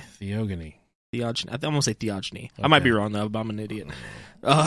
Where she is promoted strongly as a great goddess. The place of origin of her following is uncertain, but it is thought that she had popular following in Thrace, whatever Thrace is. And she's, the reason I cited her here, is she's closely associated with what they say haunts this property up there, so... She kind of goes hand in hand with the bitch that's wilding up there, scaring everybody with the white Dobermans and shit. Oh, okay. There is one more story here, and I will just clarify. Yeah, she is the goddess of magic, witchcraft, the night, moon, ghost, and necromancy. Yeah, so she's the goddess of all things spooky. She can do it all. Fuck it. This one's called the Old Nun as well. It said, I once heard of some girls that went to a Girl Scouts camp up Logan Canyon a few years ago. There was about 12 girls plus a few leaders. The girls were between the ages of 12 and 15. They were sitting around the campfire telling scary stories, one of which was the Old Nun story. The story is about an old nun that died very angry that she had lost her youth and beauty. She had resided at the nunnery, also in Logan Canyon. Before she died, the nun would walk past the Girl Scout camp and long for days of her youth. She became so obsessed by this idea that she decided by drinking the youth's blood, she would again be young. Well, the kids of the camp tried to laugh off their fear, not wanting to admit to anyone that they really were scared. The group broke up after the storytelling finished and went their separate ways. The leaders of the camp became increasingly concerned as the girls began to disappear one by one. They called and hunted for the missing girls, not getting any response at all. A couple of girls from the camp had gone on a walk together. Suddenly, they came running back into the camp, screaming and shaking terribly. The girls reported seeing an old lady dressed as a nun with an axe and blood dripping from her face walking near the camp. The next day, when the sun came up, 6 of the 12 girls were found murdered around the camp. Damn. That's 50%, dog. So some of this stuff is kind of speculative, maybe. Yeah, that's all right. Some of it's, first-hand accounts from people that have experienced bad shit up there. But this next story is as real as the 2-inch dick attached to my pelvis. This was that I'm really not happy about. You did sound pretty angry about that. Oh, man. Oh, St. Anne's Retreat and the legends associated with it achieved national media attention when over 30, and this story is completely true, these guys were fucking put in jail and there was a big trial and everything. When 30 high school students seeking to experience the trip, they call it legend tripping is what they call it. That's so stupid. Of this legendary place were caught and fell in the hands of vigilante security guards. Vigilante security guards. Nothing worse in the entire world than a fucking rent-a-cop, dude. First of all, yeah, security guards have no authority whatsoever, but then these aren't even actual security guards or vigilante ones. It's just like some fat, overweight guy on a Segway. That like a badging ceremony in their fucking shed where they put hand-drawn cardboard badges on one another. Made of like Busch beer cartons. I'll nominate you, Ted, as first lieutenant. Ever since that night we 69 with each other, I decided that I like to 69 with men. It ain't that bad. You fucked Mom better than anybody I ever seen. You're the best. I love you so much. I'm so happy to call you Dad, brother. You were the first man to ever put his finger in my butt. The students were captured by 3 men who were armed with shotguns. Oh, man. Yeah, that's a fake-ass cops. They didn't even have real fucking pistols. They I had don't know. shotguns. They were then roped up around the neck, handcuffed, and Fuck. forced to kneel in an empty swimming pool. The legend-tripping youths embarked on a trip more exciting than they had anticipated, as some were allegedly verbally threatened, oh no, physically abused, and sexually assaulted while awaiting the arrival of the local police. So these security guards round up these teenagers, these high schoolers that were up there exploring they were looking for a spoop, is what they were looking for. Yeah, yeah.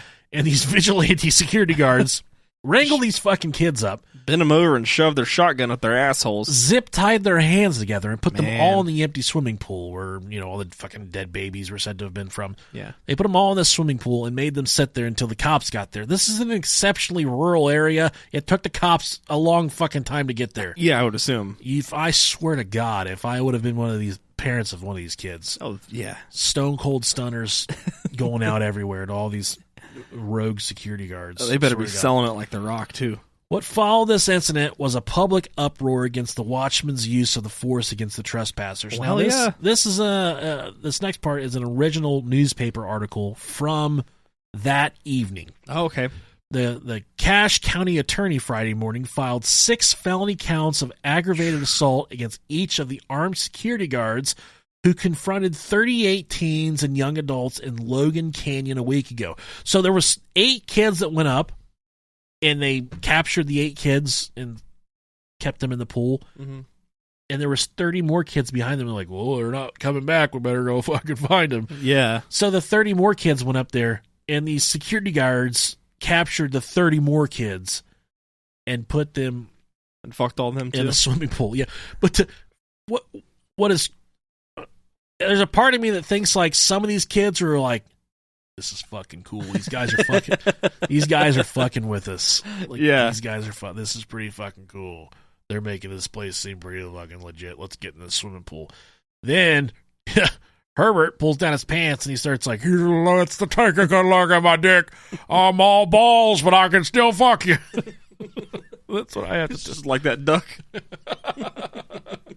I may be all balls, but you're about to feel my balls. You want to see this mallard dick? Mallard. Whenever who's that guy from Tool? James Maynard. Whenever I hear his name, I always think of a duck because it looks like mallard. Maynard James Keenan. I think Tool is overrated. I really do. They are. I loved them back in the day. I think they're loved them. But I just can't get into them. I respect what they've done. Like a few months ago when they released their new album. I like how unique they are. Yes, I can't. So like Schism. Yeah. Their mainstream songs I really fucking like. Stinkfist and Sober and yeah. I like their mainstream. I really do. But there's stuff that's like song 7 or song 17 on the album that's like 12 minutes long. Yeah. I don't smoke pot, so I can't enjoy this stuff, you know? Like, I can't get down with their music videos are fucking trippy. They're a mind trip. And I feel like that's best consumed high. Definitely, yeah. For sure. Yeah. It's dope though. It is. They got some wicked music videos for sure. Yeah. The 3 men charged were John Lemon Jepson. Oh, Johnny Lemon Jepson! Oh, Lemon. Of Pocatello. Someone from Utah is about to call us and tell us. I think Pocatello looks right. Christopher Lindor and Arthur Benjamin. Peasnall. Jeez, these names. Both of, here's a Utah word, Tooele County. Tooele County. Aggravated assault is a 3rd-degree felony that carries a possible sentence of up to 5 years in prison. 2 groups of teenagers and young adults said that before dawn on October 10th, and again that night, 3 watchmen, or as we like to call them, vigilante security guards, at the old St. Anne's retreat terrorized them. The teens were cited for trespassing into the camp sold by the Catholic Church to private investors in 1992. It has been rumored to be haunted for decades, but now is owned by several families who have topped the gate with barbed and razor wire. And this land, this property, is on public property. So for them to put that fence and that barbed wire up is completely illegal. Yeah. I did read that. So it's part of it's just the scare tactic of it. Yeah. The teens who told authorities they walked through an open gate and crawled under a fence, they say they were confronted by 3 shotgun-wielding men. The security guards fired at least 1 shot over the heads of the first group, then marched them into a lodge, handcuffed and tied them neck to neck by ropes, the teenagers said in statements to investigators. Deputies cited the first group of 8 and released them. But later that night... Okay, I did not know. This is a plot twist. The first 8 were fucking cited for trespassing. Wow, okay. By the cops, and the cops knew that these fuckers tied them up. Okay, this is good. This is a good plot twist.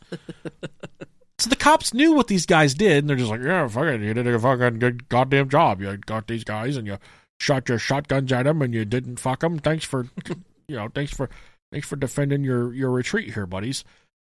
Deputies cited the first group of 8 and released them, but later that night, a second group of 30 boys and girls, unaware of what happened in the earlier incident, said they were accosted by the same men, ordered into the empty pool, handcuffed with plastic flexible ties, and also bound by ropes neck to neck. They said they were told that if they moved, the ropes would tighten, trigger an explosive, and their heads would be blown off. Oh my gosh. If you fucking move, your fucking heads are gonna blow up. Stupid. It makes no sense at all. Kids are fucking stupid. Both times the security guards called the Cache County Sheriff's deputies. Jepson told a dispatcher during the night incident that he had 50 young people tied at their necks and handcuffed awaiting help, according to a tape of the call. Jeez. Around their necks? Asked the incredulous dispatcher, who also questioned the caller about the number of juveniles being had. Yeah, they're on their knees in the swimming pool, replied the watchman for the private Logan Canyon camp where the teens were caught. You got them on their knees in a swimming pool, the dispatcher asked. The 50-year-old watchman then shot back, Hey, this is on private property. I like those people on YouTube that get pulled over and they say, I'm a sovereign citizen and I will not answer any questions. And the cop breaks the fucking window and beats the shit out of him anyways. You had that ass whipping coming, dumbass. I love those videos so much. I don't side with the police or the citizens either way. I just like these people that just think that when the law can, people that are performing law enforcement duties, like they've caught you doing something you can't fucking do, whether it's speeding, changing lanes without signaling, because those people are fucking dickheads that don't use turn signals, and they pull you over to give you a ticket, and they're like, I don't have to answer any questions. I don't have to open my fucking door. I don't have to. I'm a sovereign citizen. Yeah. Whenever they do something to initiate a stop, that I don't mind those ones. It's the ones where they're taking pictures of a police station or something like that, and the cops come up to them doing shit they're legally allowed to, and they try to tell them it's not. That's when I'm like, oh fuck, that dude's fucked. What are you doing? I'm filming the police station. First of all, what's your reason? Let me get some ID. They call them First Amendment audits. Yeah, we could do an episode on this. Yeah. I'm not an attorney, so we would suck at it. But they're trying to incite these officers. I promise to fucking God, that's really what it is, yeah. There is not a single cop in the entire world that goes to work in the morning and says, I want to shoot a fucking black person, or I want to shoot a fucking woman, I want to shoot a white person. There's not a cop that goes to work in the morning and says that. There's definitely a lot of police officers that do shiesty shit? Yeah. No, there's definitely cops that go to work and say, that's a black guy in a white neighborhood. Pull him over. Yeah. And the black guy's like, I'm just door dashing, or I fucking live here. But it doesn't matter what he's doing. You're also, as a law enforcement officer, in a ridiculously stressful situation. Yeah. And under the employment of a city or a township or whatever, and you're paid well, but to possibly not go home that night, you're not paid well in that aspect. So it's like you don't know unless you're physically in that situation. Here's the thing. It's hard. Having proper training and having sound judgment. One of the most important things about being a police officer is having sound judgment. Right. Having proper training and proper sound judgment, proper decision-making skills can go a long way. And as a citizen, just knowing also as well that police do not know every single law. No, they're not attorneys. They're not attorneys, exactly. So for you to be well informed is also your benefit, to your benefit. Is.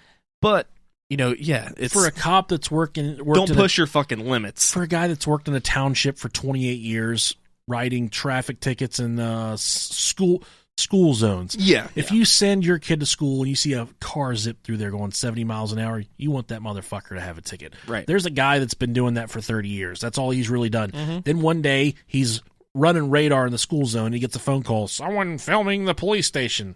And he shows up and he's the one you get on tape. The guy that's been writing tickets in the school zone for 30 years. Right. And then all of a sudden he has to know, in his mind, it's not fucking cool, which is not cool because you're trying to. Yeah. Why do it? Just don't do it. Let me see some identification. I don't have to show you identification. What are you accusing me of? Am I being detained? Yeah, what crime are you committing me or saying I committed? I don't like it. It's cool, whatever. It's fishing. It's the same thing as yeah. I do not like it. I think it's stupid. Now, Cache County Sheriff Lynn Nelson said he has interviewed Jepson, who is 50. He has a lot of really different views on things, Nelson said. Asked about the 911 recording, Nelson said, I think it's pretty consistent with what we've anticipated. I think he thought all along he was defending his property. He said he was scared of these kids. He viewed them as a danger to himself. Hell, some of these damn kids were black. Not the black kids. I gotta watch out for them. Oh, people are just so fucking... Are there racist people in Utah? I think so. There definitely is. Especially these fucking knuckleheads. Certainly is. So one thing I've been kicking around is an episode on the Witness Protection Program. Rob Dogg's got a really fancy leather jacket on, and he's zipping it up for you guys. There's so many zippers. There is. There's a lot. We've been thinking about a witness protection episode. Yeah. And come to find out, someone close to me, I'm not going to disclose any information much further than I've already disclosed, is not who I think they are, and is actually part of a witness protection program. Yeah, it's not me, I promise. And or is it? He said that he would probably sit down with an interview with me as long as I changed his voice, and he would like to speak about the witness protection program. Can we give him a really high-pitched voice? Everybody does a low-pitched voice. Let's do a really high-pitched voice so we kind of can't take him seriously. He or she, whoever he or she is. So it all started when I was 7 years old. Use my baby voice on him. I can't even do it. I'm so sick. I can't do it. Just a baby. I can't do it. It's not the same, man. I got a baby dick. I can't do it. You know what pisses me off is Yes. if cat tried to fuck my cat. I'm still upset about that. I know you were laughing at it like it was a joke, but that guy had really malicious intentions.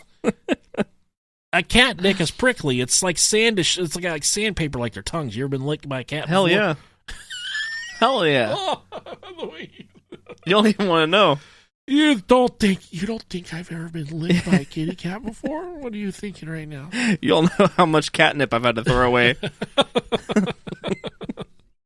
That's desperate right there, buddy. I like it. My baby still in her bed? Yes, she is. Okay. I've been watching that fucking baby doll over to the left hanging off that railing or whatever the fuck that is. Yeah, that thing's been freaking me out the entire time. I don't know what that is. Perfect. It looks like you guys have like a black baby doll hanging in her bedroom. It's Tiana from Princess and the Frog. Okay, All right. I nailed it. Yeah. So, hopefully we can get that lined up. Yeah, that'd be cool. Another one that I've been chatting with someone about. You guys remember? No. Yes, you do. Ray Shemansky, senior scientist. He has a case study and a woman that he's worked with, Victoria's Secret Truth. Victoria's Secret, yeah. She's been abducted. Yeah. She was an abductee. He talked about that during our interview. And I've been talking to him about us doing something with him where we either get with her or she comes to here where we bring her in remotely. At our third-party place, yeah. And she talks about her abduction experience. That would be amazing. Yeah. I'm all about that. Yeah. So she's got a lot of things. And I read that book, and it's absolutely insane, dude. I mean, it's wild, the stuff that they say happened.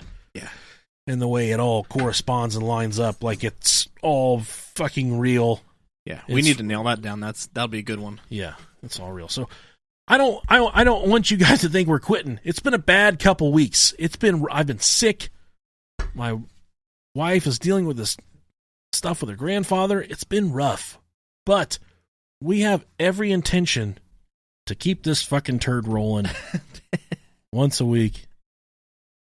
We're going to keep the content churning. How do you keep a turd rolling? Well, it's spherical. You can just rabbit pellets. Let it go. Okay. Yeah. I'll show you sometime. Okay.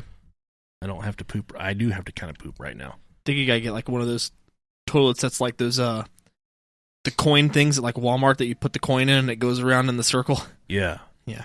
Oh, my question I've been waiting to ask you for 2 weeks. Oh man, I'm glad I just fucking triggered that with the fucking poop pun. All right, you ready? I'm ready. This is a good question from Nick to Rob. Okay. So if you could suck your own dick, do you think it would feel like getting your dick sucked, or do you think it would feel like sucking a dick? Sucking a dick. Yeah. I don't think I would thoroughly enjoy it. You don't think so? No.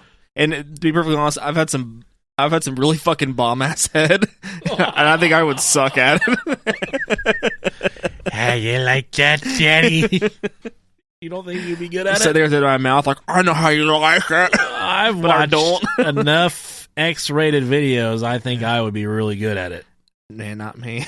I would just lay there and cry and be like, no one can love you like you love yourself.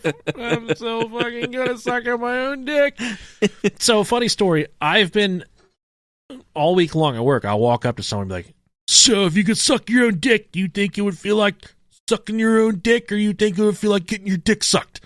And everyone at work's like, oh, Jesus fucking Christ. What are you talking about?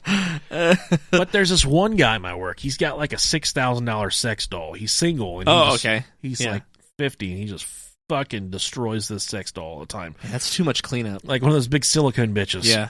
Too much cleanup. Can you imagine cleaning out the vagina of one of those things? Yeah, no, I couldn't imagine that. It's okay. Micro needs to have that on dirty jobs. Today we're cleaning out I used sex doll's vagina. So I asked him. I said, hey, let's call him Lonnie. That's not really his name. Let's call him Lonnie. Yeah. I said, Lonnie, if you could suck your own dick, do you think it would feel like getting your dick sucked, or do you think it would feel like sucking a dick? He's like, without hesitation, dude, he's like, tell you what, I wouldn't be working here anymore. just like that fucking.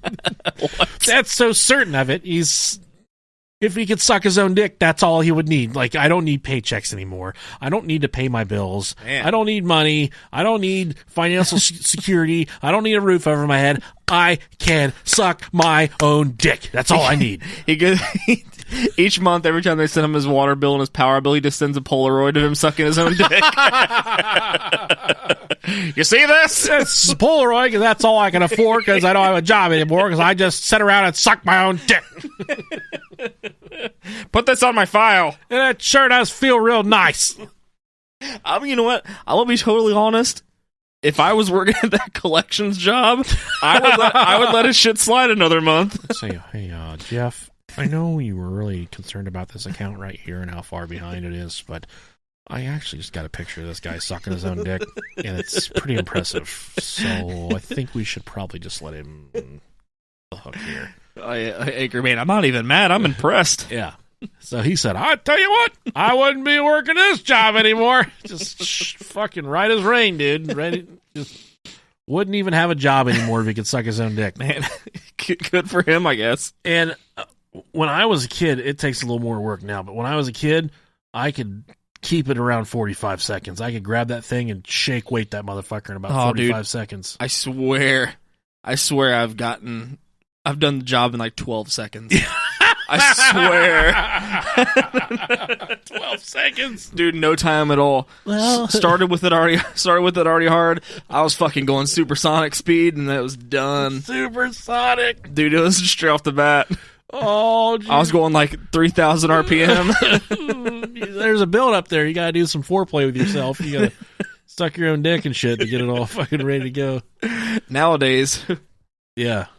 Nowadays, I gotta kickstart it. You gotta think about it for 5 days. Start thinking about it on Monday if you're trying to jack off on Friday. Exactly. Start plotting. Yeah.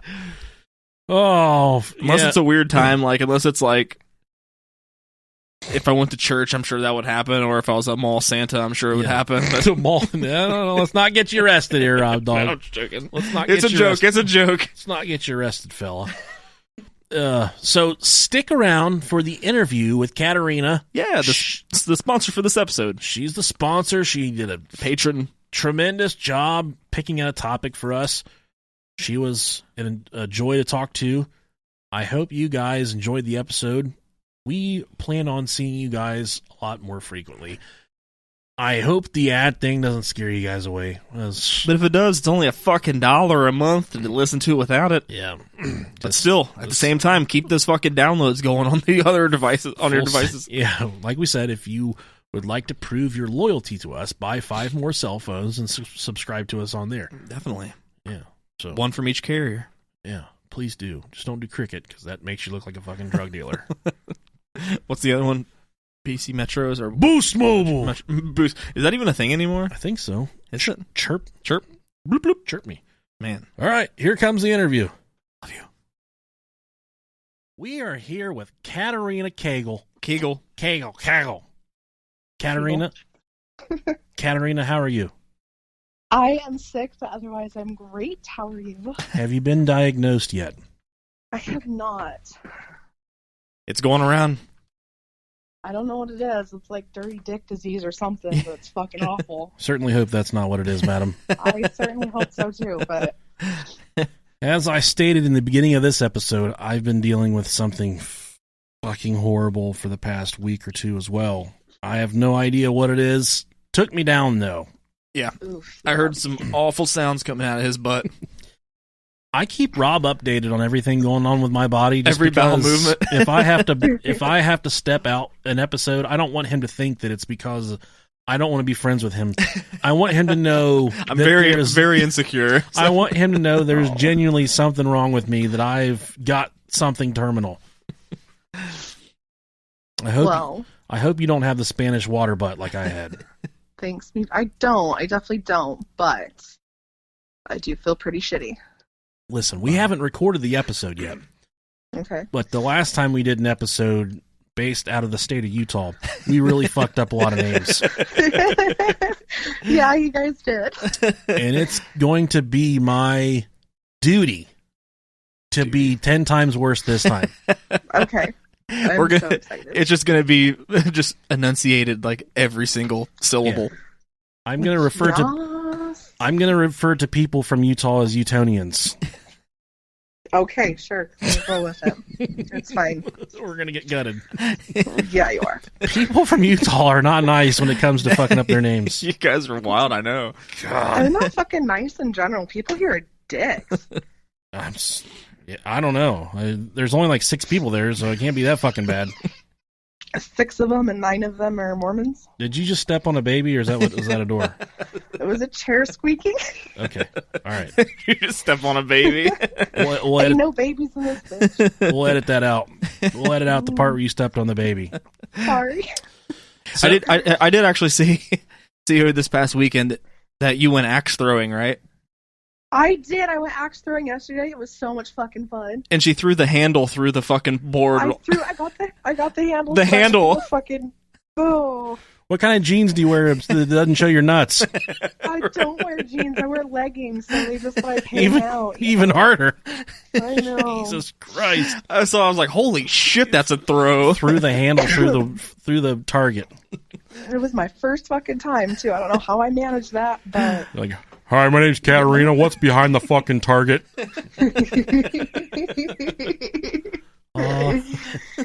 There's a God. little storage area back there. It's a closet. I don't really keep anybody back there. Might want to clear that shit out. That's impressive. Good job. Congratulations. Thanks. Yeah, I was impressed. Oh. Thanks. I was blown away. Oh damn, Nick, come on, Yeah. I don't know what you're talking about. man. Okay, it's all right. So, there's a lot of cool spots in Utah. You gave us a lot of cool topics to choose from. And thank you so much for giving us the chance to select from like 15 different topics. It was like 4, but okay. Usually when people, they do the Patreon episode, they're like, I want you to do history of crayons. Ew. And I'm like, can we work something else out that doesn't involve crayons? No. This is my episode, and I want crayons. Well, can I tell you a quick little story about one of the topics I picked? Absolutely. So it was the original topic, the Shanghai tunnels. I lived in Oregon for a hot minute. So, like, living there, I heard a lot about the Shanghai tunnels, how they're notoriously haunted. So earlier this year, I bought tickets to go do a ghost hunt up there. So I was like, fuck yeah, this is going to be awesome. Like, we're going to travel through the tunnels and see some shit.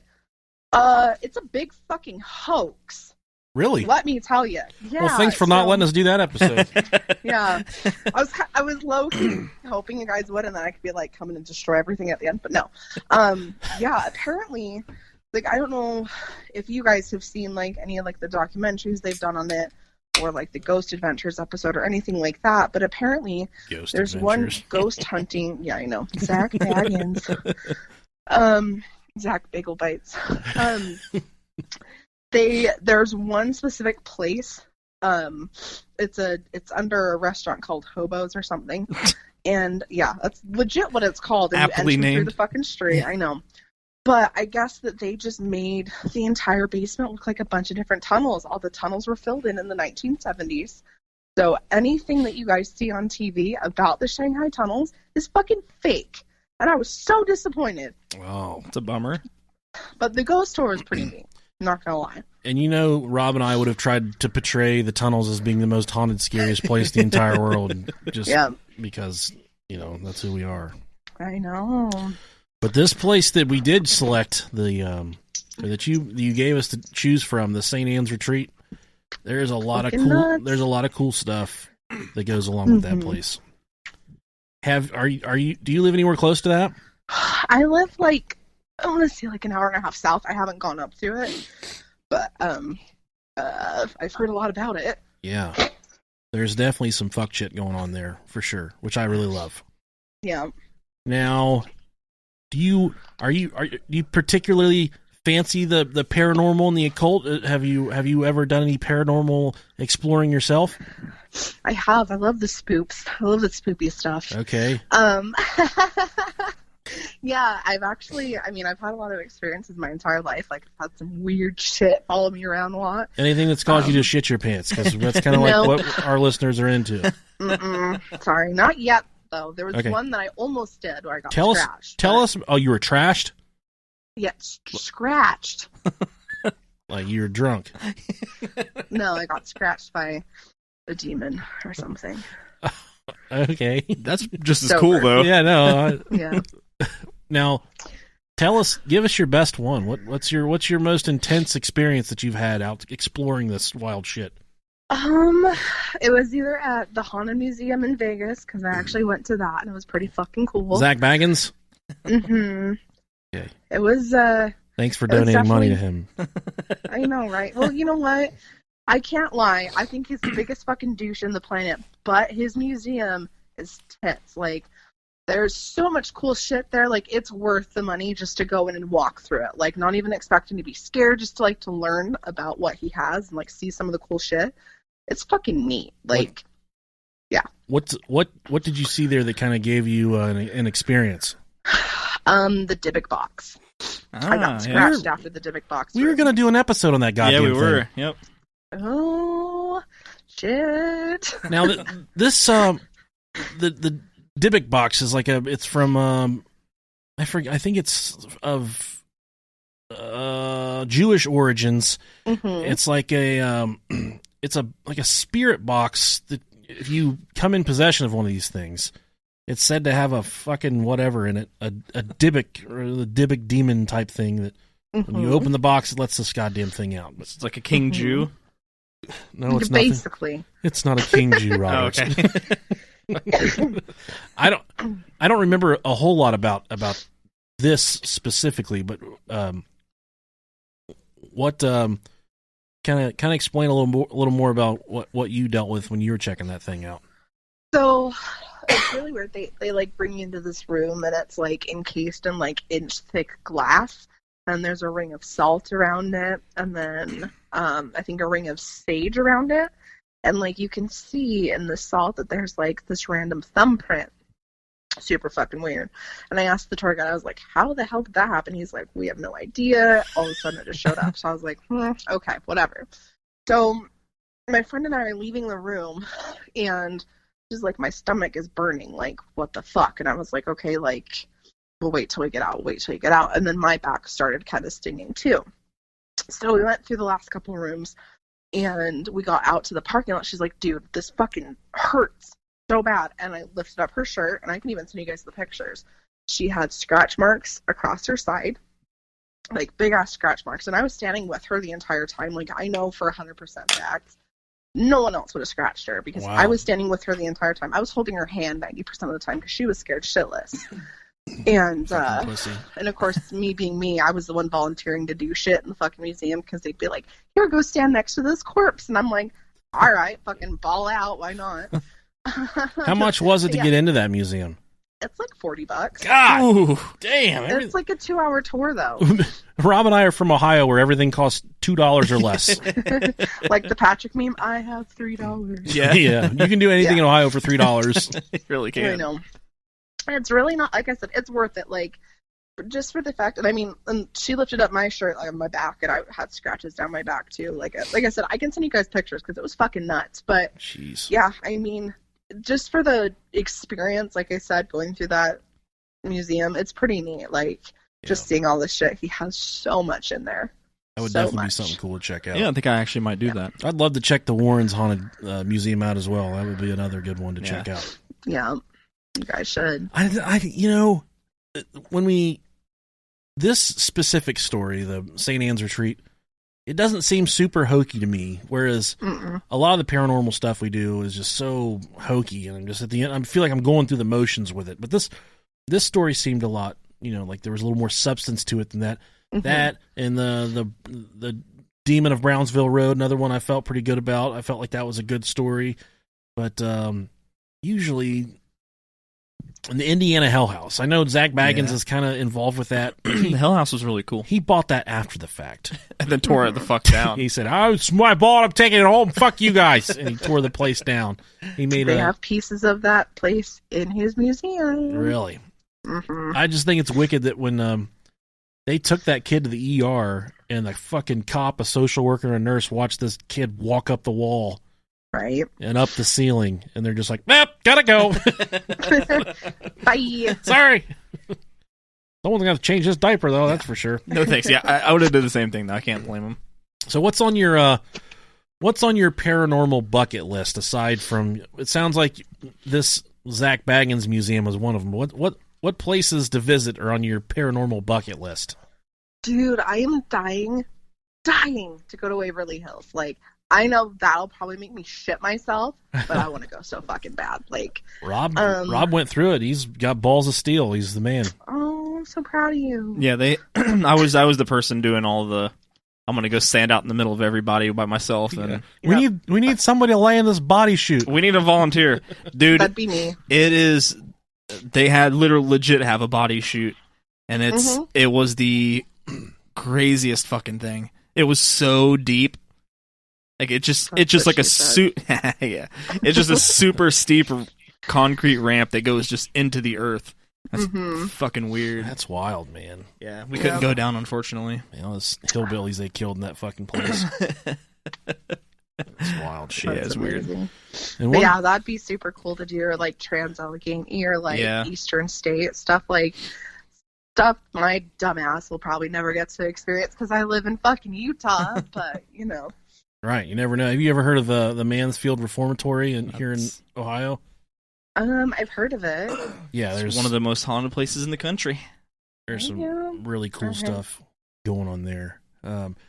I would really love to check out the Winchester House. Yeah, me too. That too. And the Stanley Hotel.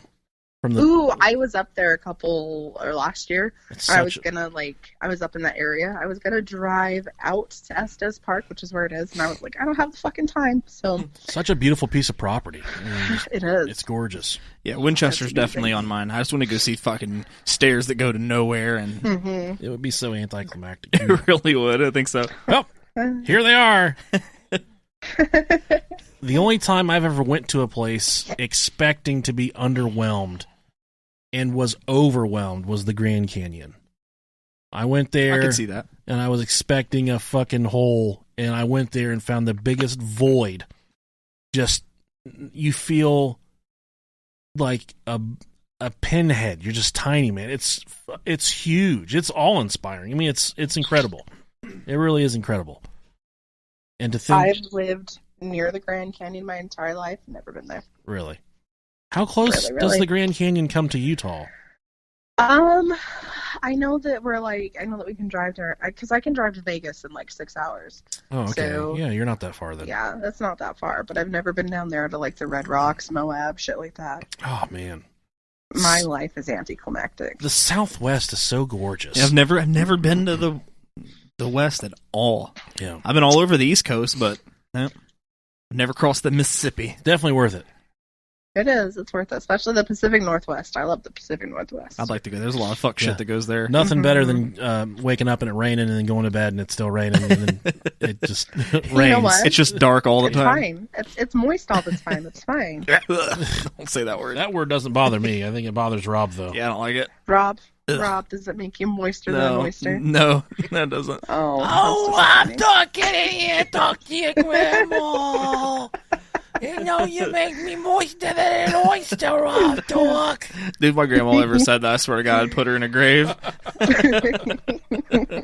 Well, she's already in one, but I mean, God. I'd pull her out and put her back in. Yeah. We used to go visit my grandma, and she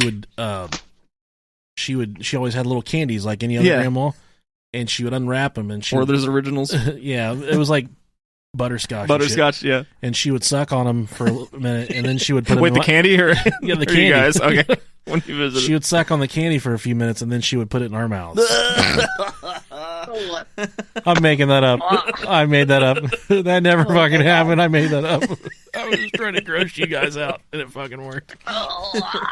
Nothing like sucking on my grandma's slimy butterscotches. It would have been even worse if it was like chewy candy. My grandma did that to somebody on accident on fucking Halloween. She had a blow pop in her mouth, and The fuck? I guess apparently, okay. So my grandma loves green apple blow pops. That's the only one she does like. I know likes. she likes so, right.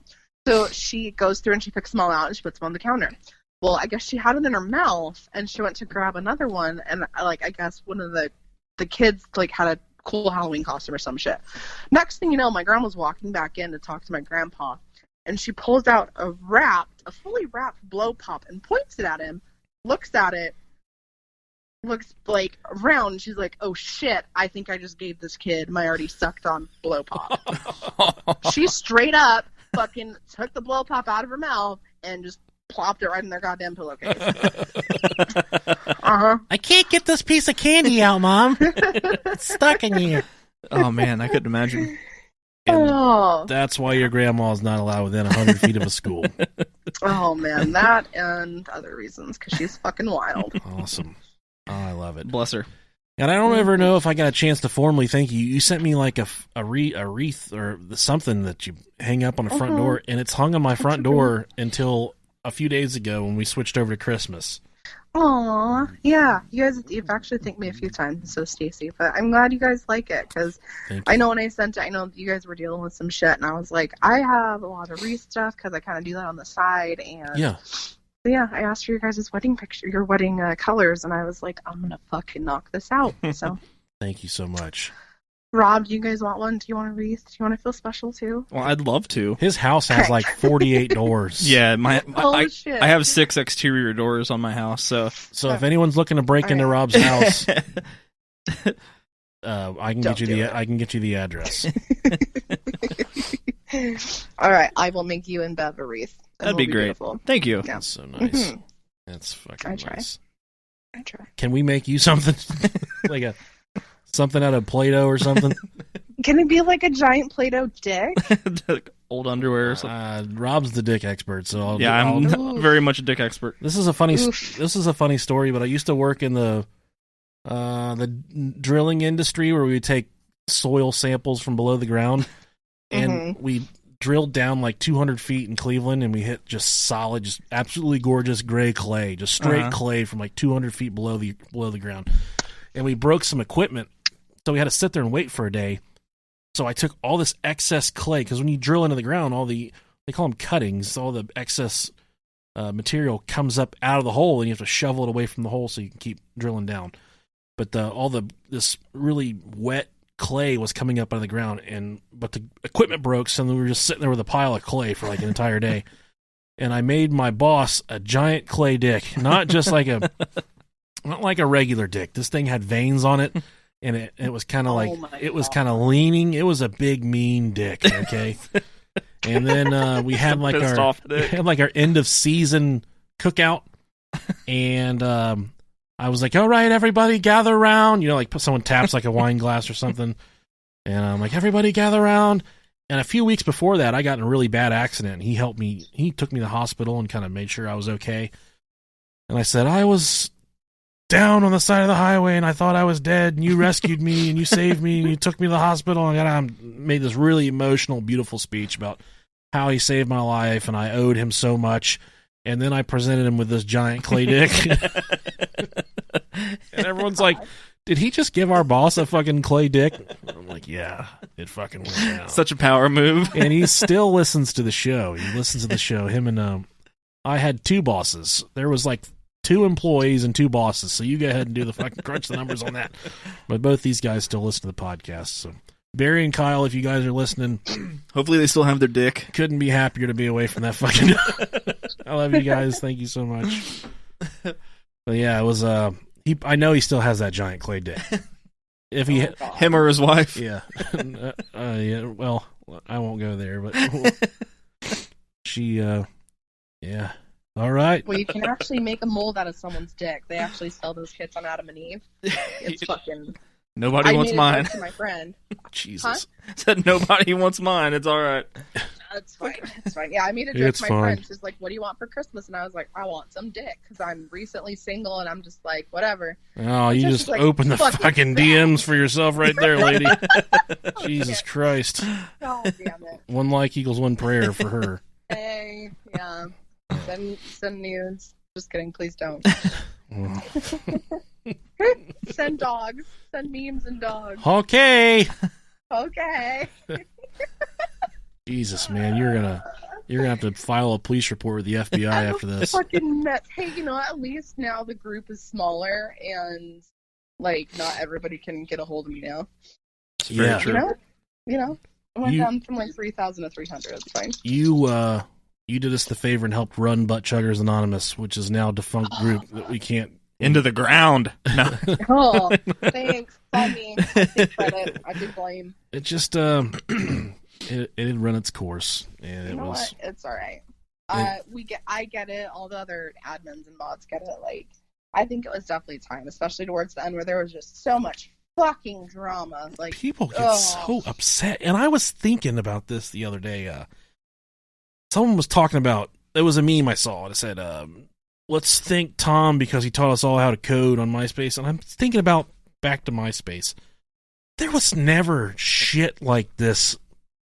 Just everybody has a fucking opinion about something. I hate it so goddamn much. Yeah, not only that, but everybody tries so hard to act so PC and not to offend anybody that it's just impossible. And then the people that mm, so I'm not a PC person. Like, I'm respectful to people for the most part, but there's some people that just try to go over the top so much to offend people that they just completely make a mockery of themselves. It's embarrassing to see some people try so hard to hurt people's feelings. But if something's funny at the same time, it's funny. Yes, I completely agree. But we not wrong. really laugh at some bad stuff. Yeah, awful stuff. But then when people try too hard, it's not funny. Yeah. You know. But we usually we laugh at some bad stuff. yeah. If people could see Rob and I's private text messages back and forth, God, the memes and it's stuff despicable. we share. I can only imagine. But it's fun. It's all in good fun. You know? Exactly. But exactly. even when we send the stuff to one another, like, oh, that was bad, man. That was bad. Fuck. That was bad. Yeah. But we mostly just send wrestling stuff back and forth to each other. A lot of wrestling stuff. I'll just start watching wrestling. Hey, man, Royal Rumble 93, go to 2 hours and 53 minutes. That's mostly stuff like that. I straight up have a folder in my phone that has like almost 1,000 memes, and like 90% of them are pretty fucked up. So like, me and a handful of friends, that's all we do. We just share memes back and forth. Like, You need to get a beneficiary for those for when you pass away, someone that those get handed down to. okay, that's not a bad idea. That's a really good idea. So That's a really good idea. while you have us here in the Brohio studio, is there anything you want to ask us or anything you want us to talk about while we're doing this in front of the thousands of people around the world, the dozens that listen to this show? Is there anything you want to ask Rob Dog or Nicolicious? When are we gonna get the POV porno? Because you guys already said you already fuck each other, so POV. I feel like we need a POV some like. That's for that $100 tier. I will say we talk mad trash, but my erection hasn't felt anything besides my wife's flesh in many moons, and before that it was mostly my hand. So It's okay. I think if presented Nothing, with the buddy. opportunity to have sex with Rob, we would probably do something else. And I feel like you guys would be like, yeah, no thanks. Can we like literally do anything else? I think we are the laziest people in the entire world. We would probably just opt to sleep. Like, That's very true. Probably. if someone locked us in a room together naked, we would probably just sleep it off. Yeah.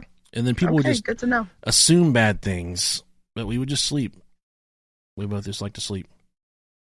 Who snores worse? Good question. I don't I snore. feel like it's probably Nick. I don't snore when I sleep in my stomach, and I have to sleep in my stomach now. Oh. So, my wife says I don't snore when I sleep, but when I'm on my back, I snore so fucking hard that I wake myself up, and when I sleep on my back, I have the gnarliest fucking dreams. Just, I'm in the beginning of this episode. I'm gonna tell Rob about a dream I had this week when I fell asleep in my car on my lunch break, and it was just fucking wild. It was so fucking wild. That's gonna be in the beginning of this episode. We haven't recorded yet. All right. It'll make you Sweet. laugh. Well, you guys always make me laugh, and I appreciate it. I hate to sound like cliche and cheesy, but like I found you guys when so my mom had breast cancer, and I went up to take care of her, and I drove 13 hours to go take care of her, and I found you guys, and I was on my way home, and I straight up listened to you guys 13 hours fucking straight. 13 hours straight home from Oregon. A lot of lost brain cells that night. I know, right? And it made me so happy because, like, at the time I was super sad to be leaving my mom. So, like, I'm, like, laughing my ass off through the fucking tears, through the fucking, 1,000 miles I'm driving. Oh, so thank you. I honestly am so happy I found you guys. How'd you find us? I straight up was just scrolling through podcasts because I was trying to find a podcast that made me laugh because I like murdery stuff. I like creepy stuff. But, like, I don't even know what half we the are time, anymore. Yeah. I know. You guys are hard to describe, but it's okay. But you guys just came up on like a recommended search, so I was like, "Fuck it!" And the first episode I listened to was,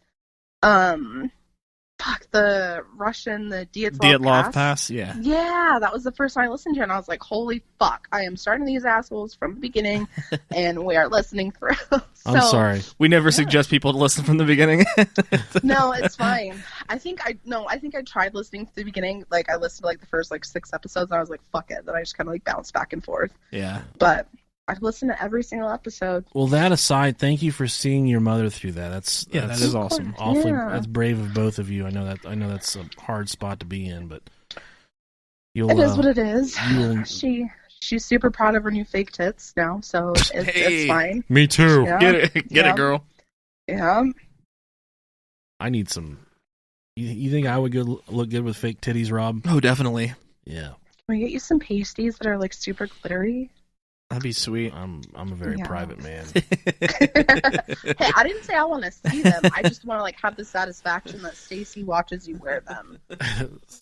Stacy does not like me doing anything that would involve pasties. I can promise you that. Damn it. She so my favorite thing to do around the house is to grab my pants and pull them as far up my stomach as I possibly can. Yeah.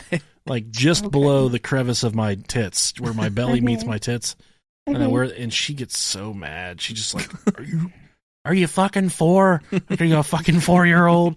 But now my oldest daughter does it. She put on sweatpants and she'll yank them up to her boobs. And she's just completely oblivious to it. My wife would be like, "What the fuck are you doing?" She's like, "It's comfortable." I'm like, it feels comfortable right here. So she, yeah. And if I tuck my clothes in. So. All right, Katarina. Well, thank you so much for doing this episode, and thank you for sponsoring the episode. Thank you so much. Of course. Thank you guys. I love y'all both. We hope you enjoy it. I'll talk to you later. All right. Bye.